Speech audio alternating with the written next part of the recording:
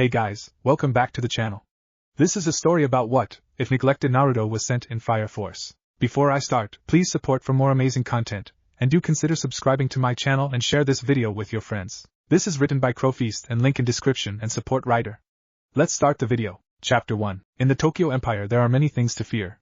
But the one fear that most people fear more than anything is the sense of spontaneous combustion. People turning into monsters known as infernals, and are stuck burning and killing people until someone stops them, or they burn out. The Soul Temple, the Holy Church, offers guidance for those that are stuck in this state with a prayer. Some are given peace just by having their lives stopped after transforming. The sad thing is that there is a group that is designated to stopping these monsters, but they are not as united as one would hope in the ambition of stopping this problem. The Fire Force, a group of both unpowered and powered individuals that seek the source of their current world and how to stop it from happening. So, they use their resources, allies, and even enemies to help further this ambition and pursue the cause no matter who they have to betray in the process. At this time, there is a battle going on in the middle of the night between two of these companies. Company 5 were struggling and fighting long and hard against their enemies. These two are monsters. Run for it. Screw the captain's orders, there is no way we can dash. The man speaking is shot in the head by a bullet. He falls to the ground with a thud and is unconscious from the blow. For some reason, the bullet didn't kill him, and no one would understand how this is possible. Well, everyone but the man that is shooting the gun. The man in question is wearing a glowing blue strip, black jacket and pants while having glasses on his face. His eyes were glowing yellow, showing that he was using his powers. Next to him was a woman wearing a witch hat with the number 8 on it. She too is wearing the same bunker gear, heading into the battle with a weapon in her hand. But one could see she was not as comfortable with using a firearm as her commander. Maki, is there anyone else? No, Lieutenant. She looked around more closely and noticed a building in front of them. Sir, I think that is the building that holds all their research information. The man gave a stiff nod. Good, let's head that way. We need to find that research data. Of course. The woman turned around and looked at the mansion in the background. Do you think Shinra and Arthur are okay? Of course, those rookies are powerful in their own right. He pushed his glasses up while he is loading a new magazine into one of his SMGs. After loading the magazine into the gun, he pushed the strap over his shoulder and left the gun hanging while he repeats the same process on the other SMG. Yeah, but Maki. The man looked at her. They are fine. Arthur and Shinra are third generations, and while it might seem like it, they are tougher than most third-generation fire soldiers. He had a small smirk that was hidden from view. Shinra is most likely with the sister, and dealing with the captain of the 5th, while Arthur, well, he is following behind as fast as he can. They'll meet up with us later, so focus. He pushed open the doors, but he froze. Guard up, something is wrong. Hinawa stated with his guard on. Maki sensed it too. Something was wrong with the atmosphere of the place. Both fire soldiers proceeded into the building. No light was on, and the whole place was deathly quiet. Maki, can you feel anything? No, but then again I think most of their forces are dealing with Arthur and Shinra at this point, so there is no reason we should expect people in here, right? The lieutenant shook his head. No, given the building we are in. I think there would be more security here than anywhere else, considering they have to know what we are after. Maki nodded her head, both proceeding through a pair of double doors and into an empty hallway. Slowly, they walked to the end of the hall, which they saw another pair of double doors. Opening it, the doors lead down to another floor. But Maki was feeling more and more tense, and so was her lieutenant. After making it to the second floor, they saw the reason for their fear. By soul, it looks like a massacre. Yeah, the lieutenant was personally surprised. There must be over 20 bodies littering the hallway to what he can guess is their storage room for their important documents. Maki. The woman walked up to the bodies and checked their pulses and breathed a sigh of relief. They are fine, sir. Most are just knocked out. Most have minor injuries, and by the looks of it the worst they got is probably a couple of broken bones. Alright then, stay sharp, someone else is here, and they are not friendly. Hinawa replied as he looked around. Maki nodded her head, and the two of them appeared at the sides of the door, and with a quiet count, they pushed them open, with the lieutenant aiming his weapon straight ahead and Maki just aiming the rifle. Standing there was a man, from what they could gather from his back, clad in a dark black cloak, covered head to toe in protective plating gear, and wearing black boots. The man seemed to be covered in light armor as to not restrict their movement, and from what Maki could glean, they seemed to be physically strong if what they did to the people in the hall is to consider. Most were thrown and slammed, but she saw one was punched into the wall, and their chest almost caved in from the blow. The figure froze and slowly turned around, revealing a completely white bowl mask that covered the man's face and hair. It would seem Company 8 is here. The man rubbed the back of his head, his voice slightly muffled by his mask. Man, what a drag, I was hoping to be done before you got here. Either Company 8 is stronger than my employer told me, or Company 5 is weak as shit. Who are you? Hinawa demanded as he prepared himself to shoot. The man turned to the gun user, looking Hinawa over. I see you're the famous lieutenant I heard about, Hinawa, right? He asked. You are well informed, but that is irrelevant. Hinawa's eyes glowed. Surrender the documents, and tell us who you are working for, and we can promise your safety. The man tilted his head. Really? You think I'm intimidated by 2 second-generation fire users? He shook his head before shrugging. Look, I'm only dash. The bullets flew out of the gun and quickly dashed to the masked man. The man quickly stuffed some files into his coat, and when the bullets started bouncing off all the surfaces around him, he quickly jumped away from the bullets. No way! He dodged all those bullets. Maki shouted. It would seem this one is much stronger than anticipated. Hinwa remarked as he looked at Maki. Help me with this while I reload. The masked man appeared next to the lieutenant before kicking him in the side, sending him flying into the wall. You really shouldn't have wasted all the bullets. I know it takes a while to reload a weapon, and if you run out of loaded magazines unless I'm really lazy dash. He quickly took a back step, avoiding a punch from Maki as her eyes glowed purple while she rushed him. He blocked a punch to his face, then a kick to his leg, redirected another punch aimed at his stomach, and quickly sidestepped her spinning back fist. Rah! Maki shouted as she spun around, landing a kick on his forearm as he blocked. Her serious face became one of embarrassment when his hand ran up her leg, feeling it as it reached her thigh. HYA! Maki screamed in a panic, her face red as she pulled her leg away and punched him. Not bad, not only are you beautiful, but you're strong too. The masked man caught her next punch and quickly closed the distance between them. You know, I find women with muscle attractive. It shows real commitment to self-betterment. Honestly, it is a bit of a turn-on. Maki blinked in more confusion, becoming more red. Huh! She quickly found her arm being moved by his control of her wrist, and without a chance to counter, she was flying, landing on her back, and knocking the wind out of her. Don't get distracted, otherwise that can be an enemy's golden chance to kill you. He quickly moved his head to the side to dodge another bullet, turning to see Hinwa, who had loaded up a pistol, and was now aiming for his head. You know, just because I'm wearing a mask that covers my face doesn't mean my mask is bulletproof or even resistant, you know. He dodged another bullet but saw it bounce off the wall, into a corner, and then launch out of the corner straight at his back. So, with one big step, he avoided being hit by the second bullet. I see, your second-gen powers are centered around controlling the friction from the bullet. This allows you to manipulate the bullet to go in a direction of your choice or even continue bouncing around a room as needed. Not bad, pretty impressive power if I'm being honest. He said with a happy-sounding tone. It's like that one guy from an old manga, Jojo something. The masked man saw Maki rushing him again and throwing a variety of punches at his face and aiming for his chest. Not bad. The masked man couldn't show it, but Maki was sure he was grinning under his mask. As much as I would love to continue playing with you too, I got what I came for, so time for me to make my exit. Maki reached for his wrist and caught him, but quickly found herself flying at Hinwa, who is surprised. How did you dash? He held his hand out, and the masked man showed an orange and red orb. Hope we meet again, ma'am. After all, I wasn't lying. You're definitely more my type, he stated as he slammed the orb into the ground and kicked up the dust and rubble, blinding both of his opponents. When the dust cleared, they saw the masked man was gone and Hinwa sighed. Well, that was something, Hinwa stated in restrained irritation. Yeah. Maki frowned. Whoever they were, they definitely were after something here like we are. Do you think dash? It is possible. The lieutenant walked over to where the man was standing and saw the cabinet was missing some files, and he knew by the labeling. Damn, it is the research info we were looking for. Hinwa sighed. It looks like we failed in getting the actual documents, so hopefully Shinra has managed to deal with the captain, and we can proceed forward. Maki nodded in agreement, though she couldn't help but wonder. Who was he, and did he really mean that I was pretty? Hinwa would admonish her later for getting lost in her own dreamland. Time skip, Company 8. In the room was a buff man with black hair and black eyes named Obi. He is wearing the traditional suspenders and black shirt and brown pants and boots of the Fire Force. The man had a serious look on his face as he was looking at his forces. One was a blonde-haired teen with blue eyes carrying around a cross-like handle, sporting a very bored look. Next to him was a black-haired teen about the same age with red eyes and sharp teeth in the form of a nervous smile. Along with them is a blonde-hair, blue-eye nun. In short, this is Arthur Bowl, Shinra Kusakabe, and Iris.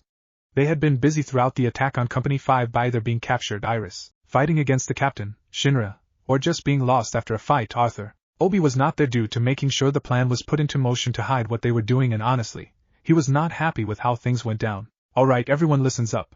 Thanks to our actions, the higher-ups are pleased that we are starting to dismantle the companies and finding all their research information. With the fifth now at her side, we can at least hope that this will give us some breathing room to start doing more investigations with the other companies. But he glared. However, you all were too rash. Thanks to what happened, the other companies know we are up to something, and that is the last thing we need. But he smiled. Luckily for us, we are still covered thanks to Princess Habana agreeing not to push the issue and go with the cover story tomorrow. Shinra and Iris smiled, but Shinra saw the look on Maki and Hinwa's faces. Sir, did something else happen though? I mean, we did write the reports about the incident in detail. Obi nodded his head and sat down in his chair. Honestly, there is more. Turning to the lieutenant. Hinwa, tell them what happened. Right. The lieutenant walked up and looked at the group. While we were clearing out the other members of the fifth, we encountered a masked man in the research building. Apparently during the commotion, he took it upon himself to take down the ones in the building and try to steal the documents we were looking for. Hibana confirmed this theory. Maki nodded her head. Yeah, and from our fight with him, he is definitely strong. Shinra raised an eyebrow. While he is aware in terms of firepower, he was probably better than the lieutenant and Maki. He knew firsthand Maki is powerful enough to defeat third generations with ease and even has the hand-to-hand experience to defeat most opponents. How so? Arthur was more curious about the strength of this unknown rogue that dared to challenge his fellow knights. Roll with it. Simply put, he figured out the lieutenant's second-gen skill, dodged bullets as if they were in slow motion, and even managed to beat me in hand-to-hand combat without getting a scratch on him. This surprised the room. That meant this guy was stronger than most members of the fire force if his technique was to be believed. Obi coughed. Right, attention was back on him. As you all can guess, this is a unique position we are all in. More so, we don't know who the masked man is and what his employer wanted, but I have a sneaking suspicion this is all meant to throw us off his trail. He narrowed his eyes. But be careful, if he really does have his own motives for wanting the research, he might come after us if we start poking around in his interests again. Obi stood up and smiled. But until then, get some rest, guys, you all earned it. The group smiled and wandered off, but Shinra had a frown on his face. That masked man, who does he work for? Holy Soul Temple. A white-beard man with an eye patch and long white hair was sitting in his office filling out paperwork. He sighed, wanting something if not anything to break up the boring tandem of just writing constant reports and complaints about one of his recruits' lucky lecture issues. A knock was made. Yes? Burns called out as he looked up toward his door. Captain Burns, he is here. Hearing the stressing of he, Burns knew who it was. All right, send him in. The person nodded, opening the door and allowing someone to walk past them. The nun could subtly glare in annoyance at the person in question before closing the door. Burns sighed as he looked at his underling. He was tall for a 16-year-old, with light tan skin and hair so blonde it was as if the sun blessed it to be so bright, which had a black headband with orange flame outlines on it keeping his bangs from his eyes. Currently, he was wearing his off-duty uniform, with the top part around his waist with the sleeves tying it in place. He wore a bright blue t-shirt with a giant one on the back. He had a sling bag over his left shoulder, which had various paperwork. Around his neck was a gold chain that held a gold flame at the end with the word God written in a dead language long forgotten after the Great Cataclysm. But the thing that stood out the most about Naruto's appearance were his cheeks. 6 whisker-like markings were burned into his flesh, giving him a disturbing appearance. Greetings, how was your job? Easy. Breaking into the 5th turned out to be easier than expected. For all that high and mighty talk, they sure were weak. Not to mention the 8th was keeping them busy, so that helped. I'm guessing though there was some complications given you are not talking higher about your success. The blonde teen in question smiled. Yeah, I guess you could say that. I ran into 2 members of their group, Maki Oz and one Hinawa, lieutenant to Company 8. Got to say, for second gens, they really show they are leagues above even third generations. Burns nodded his head. I guess you were disguised. Yeah, don't worry, Captain, they can't pin this on us, and I left no evidence of who I was really with. Putting his hand into his bag, and he threw the file plus his report onto Burns' desk. The research data you asked for, HM. He looked at the file, before nodding his head. Good job, second class, fire soldier Naruto. The blonde teen smiled and saluted. Of course, I wouldn't be the demon's heir if I couldn't defy Soul in the process by stealing from one of the companies. Burns shook his head. You're dismissed. Naruto nodded his head and walked out of the room while subtly scratching at his cheeks. Still feel the burn from all those years ago. He smiled and walked out of the room, ignoring the nuns and their whispers. There he is again. I can't believe the Fire Force agreed to take in a proto-nationalist. It is absurd. Naruto rolled his eyes. Can't whisper worth a damn, and even worse, they have to bring that shit up again. Naruto turned his head slightly, making the nuns gasp and scatter, hoping to avoid his sight. Naruto shook his head and heard running. Turning his head, he saw a black-haired girl with pigtails running at him in a nun's daily outfit that only had a white skirt and black top with a small white hat. Naruto, there you are, Tamaki. Naruto looked at her in boredom while putting both of his hands behind his head. What is it? Where were you? You missed quite a few assemblies, Tamaki admonished. Naruto rolled his eyes and walked past the girl. 1. You know I don't take part in the rituals to begin with, so why you bother reminding me? 2. I was out of the temple for a while doing something for the captain, so I was excused.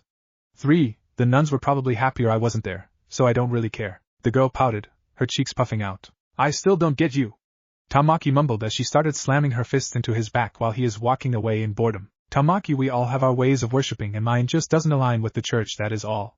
Naruto droned out as she kept hitting his back. Can you hit that spot again? It might actually help my back? The girl shook her head and stopped following him and marched off in another direction. One of these days you are going to get into trouble for your ideals, and Soul will not be forgiving. Tamaki huffed out as she took off quickly before dashing away. Naruto didn't take 2 steps before he heard a scream. Why? And he just groaned. Lucky Lecture strikes again. Naruto walked out of the temple and smiled. Then again, it is funny, my luck is the one thing other than Rekka's reflexes that prevents most of those episodes. Naruto sighed and went outside the temple and found a nice spot on a hill and laid down. Reaching into his bag, Naruto pulled out some headphones and started playing music. He looked up at the sky, his left hand under his head as he took the gold flame pendant in his right hand, clenching it tightly. Another day in the shitty world, praise the goddess Amaterasu, may your pure flames continue to guide me. Naruto thought with conviction as he prayed. Holy Soul Temple, 3 days later. Boredom. It was a regular occurrence while he was stuck at the temple, especially during the morning assembly and being stuck in the church while everyone started tenting their hands and doing prayers to their god. Naruto was wearing the same clothes as the day before, though he wore a burnt red shirt that had a white circular skull on the front, while he wore his black Company 1 jacket. Out of respect for his company then respect for the church, Naruto whispered in annoyed Tamaki. She had been watching him through the entire proceedings and was annoyed. Tent your hands. Naruto just stared forward and sighed. No thanks, Tamaki sighed, before they were allowed to stop praying and everyone took their seats. Most were sitting in the front rows or sitting among the other troops in the force. Naruto and Tamaki were isolated in the back of the church for 2 very specific reasons. 1. No one wanted to deal with Tamaki if her lucky lecture happened, thus making the church more nervous. 2. No one wanted to sit with Naruto period. Alright everyone, Captain Burns standing at the front of the hall smiled at everyone. We will be continuing our proceedings unchanged, but for those in the fire force, please note that we are having new guests arrive at this time. So please be on your best behavior and try to get along with your fellow rookies. Naruto raised an eyebrow and turned to Tamaki. Rookies from other units are coming today? He asked in genuine curiosity. The girl deadpanned, before she kicked his leg. Really, don't you listen or read any of the reports? She asked in anger. Hey, in my defense, I was writing up a report for Burns the last few days, so I didn't have the luxury of keeping track of everything going on. I mean, we did have 4 infernals pop out of nowhere, and I had to explain why I didn't wait. Naruto replied with a wince, trying not to shed tears as Tamaki's kick hurt. Tamaki rolled her eyes. This is one of the major problems she warned him would get him in trouble with the church down the line. Yeah, why didn't you wait? Naruto stared as everyone was passing by them, and some are sending scathing looks or just distrustful looks given who he is, because those people were screaming in pain. Naruto answered as he grasped his pendant. I don't care about the ritual that the church wants to perform, as I don't have time to wait while I hear them hollering in pain. So, I put them to rest and allowed them to find safe embrace in the arms of Amaterasu. Tamaki frowned. You know, eventually our beliefs might get you kicked out of here. Tough shit. The nuns gasped at him, swearing, I don't care if the Holy Soul Temple hates me for my ideals and beliefs, as I am who I am and I'm proud of it. Standing up, he turned from Tamaki. If people worship Soul or the goddess, what does it matter?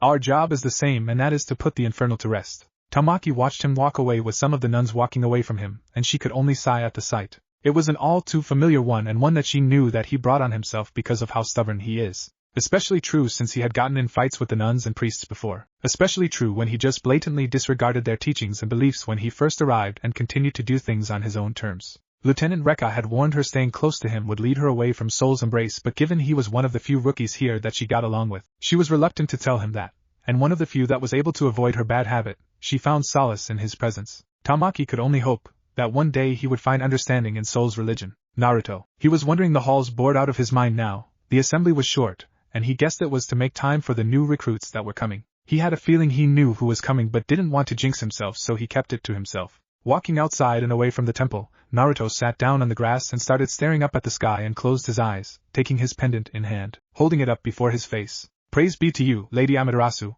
May you continue to guide me through these dark times and welcome all into your warm embrace. Naruto prayed in solemn earnest. May all find comfort with you and your siblings as time passes. Interesting way of doing a prayer, rookie Naruto. Tilting his head back, he frowned. It was one of the priests. One that was a frequent bother to him. Naruto stood up, a sense of dread washing over him. Here we go again. Naruto thought as he cleared his throat. Yeah, well, I don't feel there needs to be a grand ceremony or anything fancy like hands in a tent form. Especially since it all amounts to nothing but a pretty show. Just say the prayer before going into a fight, and hope they find love in their warm embrace. Be it Soul or Amaterasu. You worship a false idol? The man frowned and pointed to him. You worship our power plant, not the one true God Soul? Naruto frowned, his eyes letting the priest know he has his attention. Really? You guys are ignorant of Japan's history. I'm talking about the actual goddess of the sun that once protected Japan. Naruto informed calmly, knowing this was the usual baiting technique many priests and nuns had used in the past. Yet she failed to protect our lands from the great cataclysm. Naruto's fist tightened. Yeah, and where was Soul in all of this? He failed to prevent the great tragedy as well, so you can't say your god is all great. The priest narrowed his eyes. Blasphemer, takes one to know one. You dare insult the great god Soul. How dare you? Naruto rolled his eyes at the priest. If you have a big problem with my beliefs, then come on then, show me what the great god can give you. Naruto demanded, posturing toward the priest to bring forth Soul's judgment. The priest hesitated and took a small step backwards, making Naruto smirk. Why you wouldn't dare? The church would never allow a filthy proto-nationalist like you to exist if you dared to lay a finger on me. I'm of the highest order and dash. Naruto glared. Shut up. The man saw the fury in Naruto's eyes and could feel the pressure building up. Just shut up, you bastard. Enough. Naruto turned his head to the right and saw a blonde-haired man with a hat on his head and his eyes closed wearing a white robe and black clergy outfit. He walked in between Naruto and the feuding priest. It was Huyen Li, one of the lieutenants of Company 1. Lieutenant Li? Naruto growled as his eyes started to flicker. Naruto, that is enough. I understand this man has rubbed you the wrong way, but you can't just lash out at him, Huyen stated. Naruto raised an eyebrow. Even though he is the one that came at me and provoked me without a solid reason? A filthy degenerate like you shouldn't even be here. The priest snorted. You should have been thrown out there with the rest of your filth. After all, Soul punished your family for your beliefs, didn't they? He smirked darkly. He found Naruto in front of him, and his eyes are now red. Die. The priest is thrown back and Naruto's punch is blocked by Huyen. Naruto, calm down this instant. Fuck that. Naruto glared at the lieutenant. He wants to talk shit about me and my beliefs. I'll take that any day of the week. If he wants to make an enemy and call me all the insults in the book, I can take that several times over. However, the moment he disrespects the dead regardless of his station, that is where he crosses the line, and one, I won't allow to stand. Naruto, I understand, but you can't kill the man. Huyen held his hand out. I promise you his actions will be reprimanded. Naruto rolled his eyes. Like all the others? Naruto snapped as he pulled his hand away from Huyen. The priest smiled smugly, knowing Naruto was speaking the truth. When the church finds out about what he said into who, they'll give him a small slap on the wrist, and then let him go on with his day. While Naruto would most likely face sanctions for his actions today since he tried to attack someone of the clergy. No, he won't stand, I promise. Everyone turned and saw Captain Burns walking with a glare. Naruto, stand down. Naruto growled and dropped his hands and stood up straight while saluting the man with his right hand. This is all he would be willing to do for the company, as he refused to tend hands. Burns walked up to the priest and frowned at him. You think you'll get away with this? I heard what you said, and trust me, I'm not about to turn a blind eye to this. As of today, he ripped off the man's pendant. You are out. What, you can't do this? The church won't allow it. Burns glared. I can and have. The clergy will be made aware you did this whole incident to incite a riot, and have recruit Naruto thrown out like the others. While the church holds sway over us, it doesn't mean I have to allow you in this temple at all. In fact, you can consider this resignation from your position, and if you want to reapply you better know, I will be watching for you attempting to sign back up. He pointed to the exit. Now get out. The priest growled and ran to the gate. Soul will bring his wrath down upon all of you. With this final threat he was gone, walking out of the gate in a fury. Burns sighed and looked at Naruto. Naruto, are you okay? I'm fine. Naruto whispered. I wished I could have hit that asshole once. Burns smiled a bit and Huyen smiled. We understand, but it is a good thing you didn't. While the church leaders are okay with you, the last thing we need is you attacking the holy people on these grounds. Try to keep it reined in more. Yes, Lieutenant. Naruto replied before he turned from the two of them, grabbing his headphones from his bag. Anyway, in an hour or so, our temporary rookies will be showing up, so be sure to come back by then. Huyen told Naruto. Naruto rolled his eyes as he put his headphones on. Yeah, I'm going to blow off some steam so if I fight them, I won't accidentally kill them. Naruto replied as he started to walk away. Very well. Burns watched the young man walk off and he could only sigh. The clergy is really not making this easy, especially since the proto-nationalist would be up in arms about his treatment, and given his father he was sure the military would be even furious. Well, sir, shall we report to the chapel to greet the recruits? Yes, let's. Naruto had walked into an empty area far from the temple surrounded by trees and sighed. Ka-san, Tu-san, I hope you are watching me because I'm going to make you proud no matter what the temple says. He touched his pendant with a smile. Time to get some practice and let's see if I can level up. Hour later, training fields. Burns had to admit he was impressed with these rookies. Each one was impressive with their own strength and weakness. The second's Takara Juggernaut Noto. He is powerful and imposing, but the issue is that the guy had no confidence in himself, which prevents him from really harnessing his power to the fullest level possible. The fifth guy admitted his own lack of variety, and since his lieutenant refused to fight unless there is a reason, he admitted what he could do and that he was not ready to fight someone in a straight-up fight like this. Knowing your weakness and strengths is just as important as fighting hard. Now there was only the two from the eighth left. He really wanted to see about the boy with the fire feet, because he was sure that he was stronger than he was as a child, but he felt, no, now is not the time to dwell on it. But it is good to see him so determined. Hey, Captain. Turning his head, Burns saw Naruto walking up to the fence where the lieutenants and Tamaki were standing. Naruto had a small grin on his face. Rookie Naruto, I see you're back from your training? Yeah. He turned to the group. So these are the rookies that came to the first, huh? Yes. He then tilted his head to Maki, who was in her uniform. That is their superior, Maki O's. Naruto turned his head to the woman, and without warning and to the shock of everyone, he gained a massive blush on his face and turned away from her. And nice to meet you, Miss O's. Maki tilted her head in confusion. Nice to meet you, Rookie Naruto. The teen was shaking and Burns could only smile. Nice to know where your sights are set. Naruto turned around and the group saw his face was hot red. Shut up. The lieutenants laughed while Tamaki pouted. My stars. It would seem that Naruto is a warm-blooded male after all. Lieutenant Rekka shouted. Yes, his attraction has attracted him to the attraction of his interest.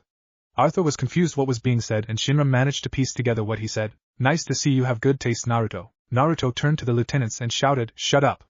I'm not flustered. Maki smiled with pink dusting her cheeks. So, there's males out there that like me. I wonder? Maki couldn't shake it, but for some reason he was giving her a familiar feeling. Not sure from where, but she was sure that she had heard his voice from somewhere before. Tamaki was annoyed, showing her annoyance as she grabbed Naruto's cheek and pinched it, much to his displeasure, but he grabbed her cheek in response. He never gives me a second look, and yet he gets all flustered about her. How annoying, Tamaki thought in a hurt tone before they were forced to release each other by the third lieutenant, Kareem Flam. Okay, that's enough, Naruto, Tamaki. Flam stated as he stood between them. Naruto coughed, and soon the blush started receding from his face. Anyway, Captain, I see you're testing out the rookies. Want some help with this? Burns rubbed his chin. Sure, why not? Why don't you take the blonde? I'll take the boy with the flamed feet. Naruto nodded his head and took off his company jacket and threw it to the side without regard, making Maki raise an eyebrow as he carefully placed his bag on the jacket instead of just dropping it. He seems pretty flagrant about the rules of the church, Maki mentioned in slight surprise. Not a surprise. Turning, she saw Burns standing with her, now observing the two teens preparing to fight. Naruto is a proto-nationalist and has countering views to the church, so the clergy work is not something he indulges in. Shinra was shocked. Proto-nationalist? I didn't think there were in other companies other than the 7th. Maki gasped. Normally no, but Naruto is exception to the rule, and he is someone that you don't underestimate considering he is one of the strongest rookies of this year, Flam mentioned with a hint of pride in his tone. Shinra now focused on the teen and wondered if Arthur might get his face caved in. In the field, Naruto did a few minor stretches with his shoulders and back, before smiling at Arthur. Alright, let's get started, Naruto stated as he looked at Arthur. You shall fall to the King of Knights, for Excalibur shall tear through, Arthur declared as he posed in a knightly way. Naruto was not sure how to respond to that. So, you are what, King of Camelot or something? Of course, as the one true king, it is expected I would rule over Camelot, Arthur exclaimed proudly. Naruto shrugged his shoulders. Okay, whatever works for you. Naruto then put his hands in front of him, and kept his hands open instead of in a fist. Arthur quickly grabbed his handle and rushed Naruto. Within a blur, a blue flash appeared, signaling his blade is coming for his neck. But it would not reach him. Naruto already was in the air and slammed a knee into his face during the forward leap. Easy read, buddy. Maki on the sideline was shocked. Even I have a hard time reading Arthur's swing when he unsheathes his sword. Not a surprise, Burns had his arms crossed over his chest. Naruto has fought with me on a regular, and the other lieutenants. He has gotten his timing and speed to a point that it would take a high-level fighter to really fluster him, or something he has not seen or understands. Naruto saw Arthur falling back but quickly swung his blade while he is in the air, so he quickly cascades some flames on his right leg and met the blade in mid-swing. The kick quickly sent his blade away and allowed him to land on the ground in a crouch at his right side. Naruto soon rushed him again, but Arthur had situated himself right side up, thrusting his sword. Now you are being foolish and underestimating the Night King. Naruto sidestepped the blade and slammed his right fist into his face, sending him flying back. Dude, quit talking and actually fight. I mean, this is sad. I heard you and the other one is supposed to be high-level third generations, but so far, I can measure your skill to be at the same level as Tamaki, if not their lower. She at least can make me work up a sweat. Tamaki smiled at this compliment. True. Maki narrowed her eyes. Arthur needs to focus, otherwise this fight will end faster than he expects. Naruto blocked his overhead sword strike, letting it slam into his left arm, making sparks fly. Naruto smiled and quickly pushed the blade up into the air, making him lose his balance. Naruto rushed in with his right, and slammed him with a powerful blow to his stomach. But this strike was followed by a powerful right kick to the face, landing Arthur on his back. So, King of Knights, please fill me in on something. As a swordsman, shouldn't you be wearing armor? I mean, logically that is how King Arthur fought, right? Naruto knew about the classic tale, as for some reason it, and some other minor stuff, survived the Great Cataclysm, but he had never seen someone completely involved with something as delusional as this. To each is his own, I guess. Arthur quickly shot back up to his feet, and he gained a determined face in which now he rushes Naruto with another swiping sword strike, but Naruto just blocked the strike. Not bad, but honestly could use some refinement. I mean, if you can't cut through someone on the first strike and don't have a counter, then you're screwed, dude. Naruto quickly pushed the swiping strike away, and when he tries to rebalance himself and thrust his blade forward, Naruto quickly retaliated with a sharp point elbow strike to his nose, sitting him down on his ass again. You know, I'm really not even using my power at this point. This is just me block and striking. You think you could beat Captain Burns with this effort? Give me a break. You'll need more than this to even scratch him. Maki, who was watching from the sidelines, thought, this fighting style, it reminds me of how the masked guy beat us. She remembered some of his movements and blocks and how fast he was acting. He didn't use any fire power either, but I thought maybe it was either an unpowered or second generation like me and the lieutenant. But what if he is a third generation just wanting to hide his true power? Naruto blocked many of the blade strikes with a disappointed side. Really, dude, at least mix up your attacks or throw something I won't expect. I mean, this is just getting sad. Naruto blocked one of Arthur's attacks by grabbing his wrist, pulled it down, I mean at least use your feet or God forbid your head. At least then that gives me more that I have to worry about in a fight. Naruto slammed a punch in Arthur's face and without warning, pulled his wrist around and with his right foot swept him off his feet and sent him flying across the field. He rolled from the attack and grunts, "A true knight never surrenders." He rushes Naruto and with one mighty roar Naruto saw him swing his blade at his neck. Naruto held up the back of his right hand blocking the attack but then saw a smirk on his face.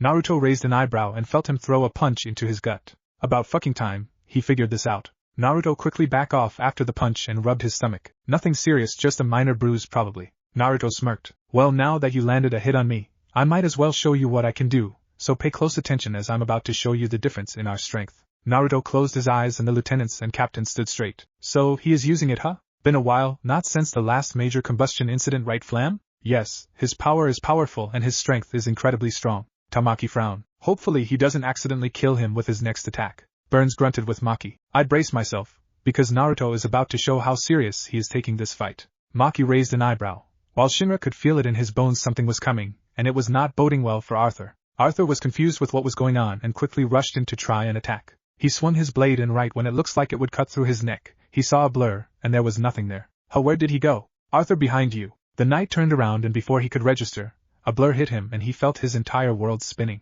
He tried to get his bearings but soon found another blur smashing him into the ground and then darkness taking over. On the outside most didn't see the movements very clearly but Captain Burns did and he saw something important. He has gotten faster, no doubt from all that training and learning to control the output of his transformation. Maki was shocked and so was Shinra who both saw Naruto disappear in a split second, appear behind Arthur, and while the team did turn in time, he was hit so fast that he went spinning through the air and then had the back of his head slammed into the ground with another punch. Standing there Naruto, with his eyes glowing red, was covered in a red cloak of flame with a set of ears on top of the cloak and a single tail hanging out from behind him. Well, that was disappointing. I was hoping it would take more than this but oh well. Naruto released his flames and walked over to his bag and jacket, putting the bag on first so he could dust his jacket off. Tamaki quickly rushed over to him. Idiot, you could have killed him. When she tripped on her shoe she flew through the air and she would have landed chest first into Naruto.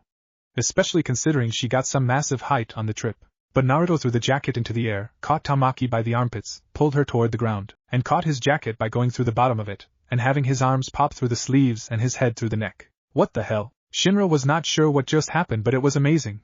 His speed was something to be admired and he would honestly have to admit in terms of speed he is faster but Naruto's reflexes are faster than his own. What was that? Simple kid. Burns smiled. Naruto's fire ability, as you can see, is 3rd generation but it has been dubbed the Kyuubi. Kyuubi? Burns nodded his head at Shinra's question while Maki filled in. I think that is supposed to be some kind of fox spirit from old Japan, right? Maki guessed, remembering hearing an old story about foxes as a child from her dad. That's right, Burns smiled. Naruto as a proto-nationalist grew up on stories of those kinds of creatures and his fire took the form of what you saw. However, the thing is that he can only summon tails pending on his control. I see. Maki rubbed her chin. So his form we saw was just the cloak and one tail, right? I'm guessing to enhance his reflexes? Burns nodded, seeing no reason to share information. Naruto's reflexes are amazing as it is. I say that only Rekka probably has better ones than him but with that first state he is in, everything is enhanced. His speed, power, agility, and reflexes are pushed to a higher height than before. Shinra nodded his head. But Kyuubi I think means 9 tails and there was only dash. Very perceptive.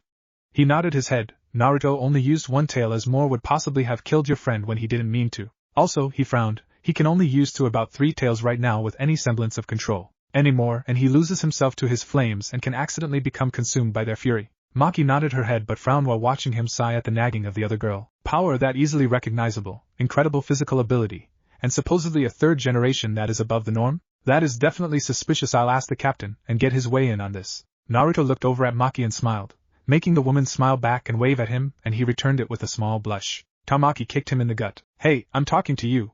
Tamaki shouted as Naruto doubled over, grabbing her foot and twisting it, making her spin and fall to the ground face first. Yeah, I know, and I'll try not to kill the next person that wants to spar, Naruto stated as he released her heel and put his hands behind his head and walked away from the group. Enjoy your stay at the first and may Amaterasu guide all of you. Amaterasu? Burns sighed. Yeah, you'll learn soon enough kid but for now let's see what you can do. Shinra smiled excitedly, and quickly got ready to try and beat this man for the answers he seeks. Naruto walked into his room and quickly took off his jacket and bag before checking to make sure no one was around to hear him. Walking to his desk, he opens the drawer and picks up a bottle in his hand.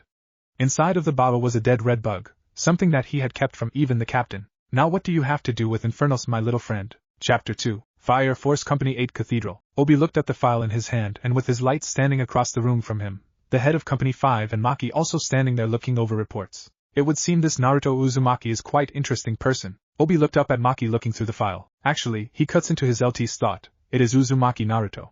He is a proto-nationalist so he should be referred as such. Right. Hinua sighed and looked through the report they had.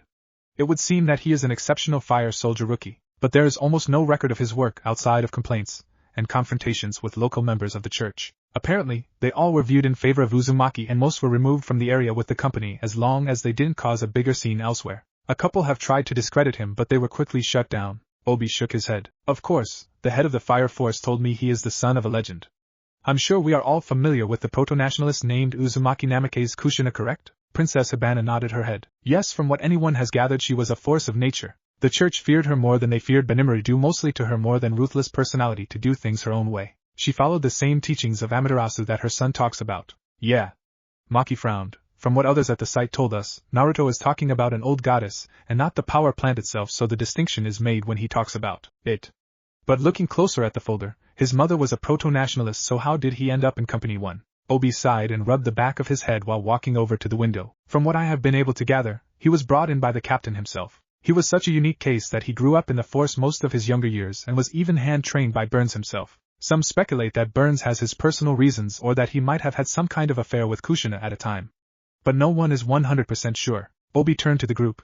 But regardless, I do know one thing, and that is there is more to him than meets the eye, and I think that he might be behind our little attacker in the 5th. If so, the LT pushed his glasses up. Does that mean he is trying to find the same information that we were looking for? Possibly, but with Burns it is hard to say, and honestly the last thing I want to do is go barging into his office without concrete facts and physical evidence. The group nodded their head and soon continued looking over the file and trying to understand the mysterious force of the first and how dangerous this child could possibly be. Fire Force Company 1 Cathedral. Naruto lay at the base of a tree, headphones in as he had his eyes closed, arms under his head with his leg over his knee, bobbing as he listened to a CD with music that he bought at the Rock Museum. His headband was pulled down over his eyes to keep the light out. A soft wind blew across the area, causing the tree branches and leaves to move in its desired direction. It's been 5 days since those other rookies showed up. Naruto thought lazily as he enjoyed his rest. So far they are keeping to themselves and to the training, but they are here looking for something. All I can do is wait until they make a move, but at the same time, I have no clue where that bug is from and who is using others of his kind. Aha! A familiar voice said loud enough for Naruto to hear, causing him to reach up and move his headband, cracking an eye open to see Tamaki, irritated, pointing at him. I found you. Currently it was their shared day off, meaning both members of the Fire Force were in casual clothing or in Naruto's case no jacket and uniform. Naruto wore torn blue jeans with a burnt orange shirt, a wristband on his right wrist. He still wore his headband with white sneakers on his feet. Tamaki, meanwhile, wore an off-shoulder shirt, dark blue sleeves with red torso with a cat on it, revealing she was wearing a black tank top under it with her bra straps exposed. She is wearing shorts with her black leggings and boots. She held a brown paper bag in her hand that was on her hips as she stared down at him with a disapproving look. What is it, Tama? It's our day off. Naruto asked as he shifted, pulling his headphones off to listen to her, pushing his headband back down over his eyes as he continued to relax. You were not at assembly again, she stated with a huff. Anything new? Naruto asked lackadaisically, and Tamaki said as she placed the bag on his stomach. You didn't eat this morning, so I decided to be nice, Naruto snorted, stifling a laugh. And bring you some breakfast. Well, thanks I guess. Naruto replied as he pushed his headband up to uncover his eyes, sitting up. I mean thank you, Tamaki. You are a good friend. Tamaki smiled with her hands behind her. Well, we have been friends for 2 years now, Tamaki replied bashfully. Especially since, Naruto sat up, remembering the day they met. Flashback, 2 years prior, Tamaki nervously walked through Fire Force Company 1 with Rekka giving her a tour of the cathedral. And this way leads to the Holy Soul will send you to eternal damnation, filthy proto-nationalist. Tamaki heard this shout and turned, seeing an angry, yelling Naruto be dragged away by Kareem and Lee, keeping him from a clergyman who was following Captain Burns in the opposite direction. From what she could see, the teen in question was angry and fire was coming off his body while the man in question was covered in soot. Lieutenant Rekka, Tamaki asked nervously, pointing at Naruto. Who is that? Is he also a member of Comp 1, HM? Rekka turned and saw Naruto be released, taking deep breaths, nodding to Kareem and Lee, telling them he was alright as he held his pendant in his hand. Naruto? Yes, he is, but stay away from him, you hear me? Okay, but, now let's continue, my stars. Rekka shouted, putting his arm around Tamaki's shoulders before dragging her off to finish her tour. Later that evening, Tamaki somehow tripped, going a 360 frontal flip, losing her pants, and planted ass first into a fellow comp. One member. Shit. Not again, Tamaki whimpered as she panicked, grabbing her pants and shoes before running off in embarrassment. Nearby, Naruto watched, a quirk eyebrow as his fellow member was helped up, a happily dazed look in his eyes as if he had seen heaven. The sky darkened as Tamaki calmed down, but her nerves were shot. My lecturer, she thought with a trembling lip. It won't just go away, why was I? Move. Tamaki jumped in fright, not expecting to be spoken to. In her small, reflexive jump, she spun around, her arms about to hit, push, the man who startled her, her body's intention to smush her breasts in his face. However, a hand shot out and grabbed her shoulder, halting her lecturer in its tracks. Why you? Tamaki mumbled as her eyes widened when she realized it was Naruto who stopped her lecturer. Wait, he stopped my lecturer? You okay? Naruto asked with a concerned look, holding 2 plates in one hand. I didn't see you in the mess hall, so I thought you might have missed dinner. Offering her a plate, Tamaki dumbly accepted, looking at the plate to Naruto. Huh? Naruto frowned, flicking her forehead. Oh. Tamaki said, using a hand to massage her aching forehead. What was that for, you jerk? Naruto smiled. There, you look better when you smile, but you are better when flustered. Naruto joked, laughing at her in her face. Tamaki growled. But all jokes aside, Naruto said in a serious tone. Are you doing okay? I mean, you just started and I know what it is like being the new guy, especially one with a gimmick. Tamaki's cheeks puffed as she sat down in a nearby chair and started eating. It's none of your business, she stated, looking away from him. You're right, it isn't, but I just want to extend a hand if you need it, Tama. Naruto said as he left, waving lazily as he walked away. How? Naruto didn't hear her as he put his headphones in. Next day, Tamaki was violently pushed. How dare you attempt to steal my boyfriend, you slut! A female member shouted at Tamaki. I swear, Tamaki meekly replied, on the verge of tears. It was an accident. Yeah, an accident that shoved your ass in his face.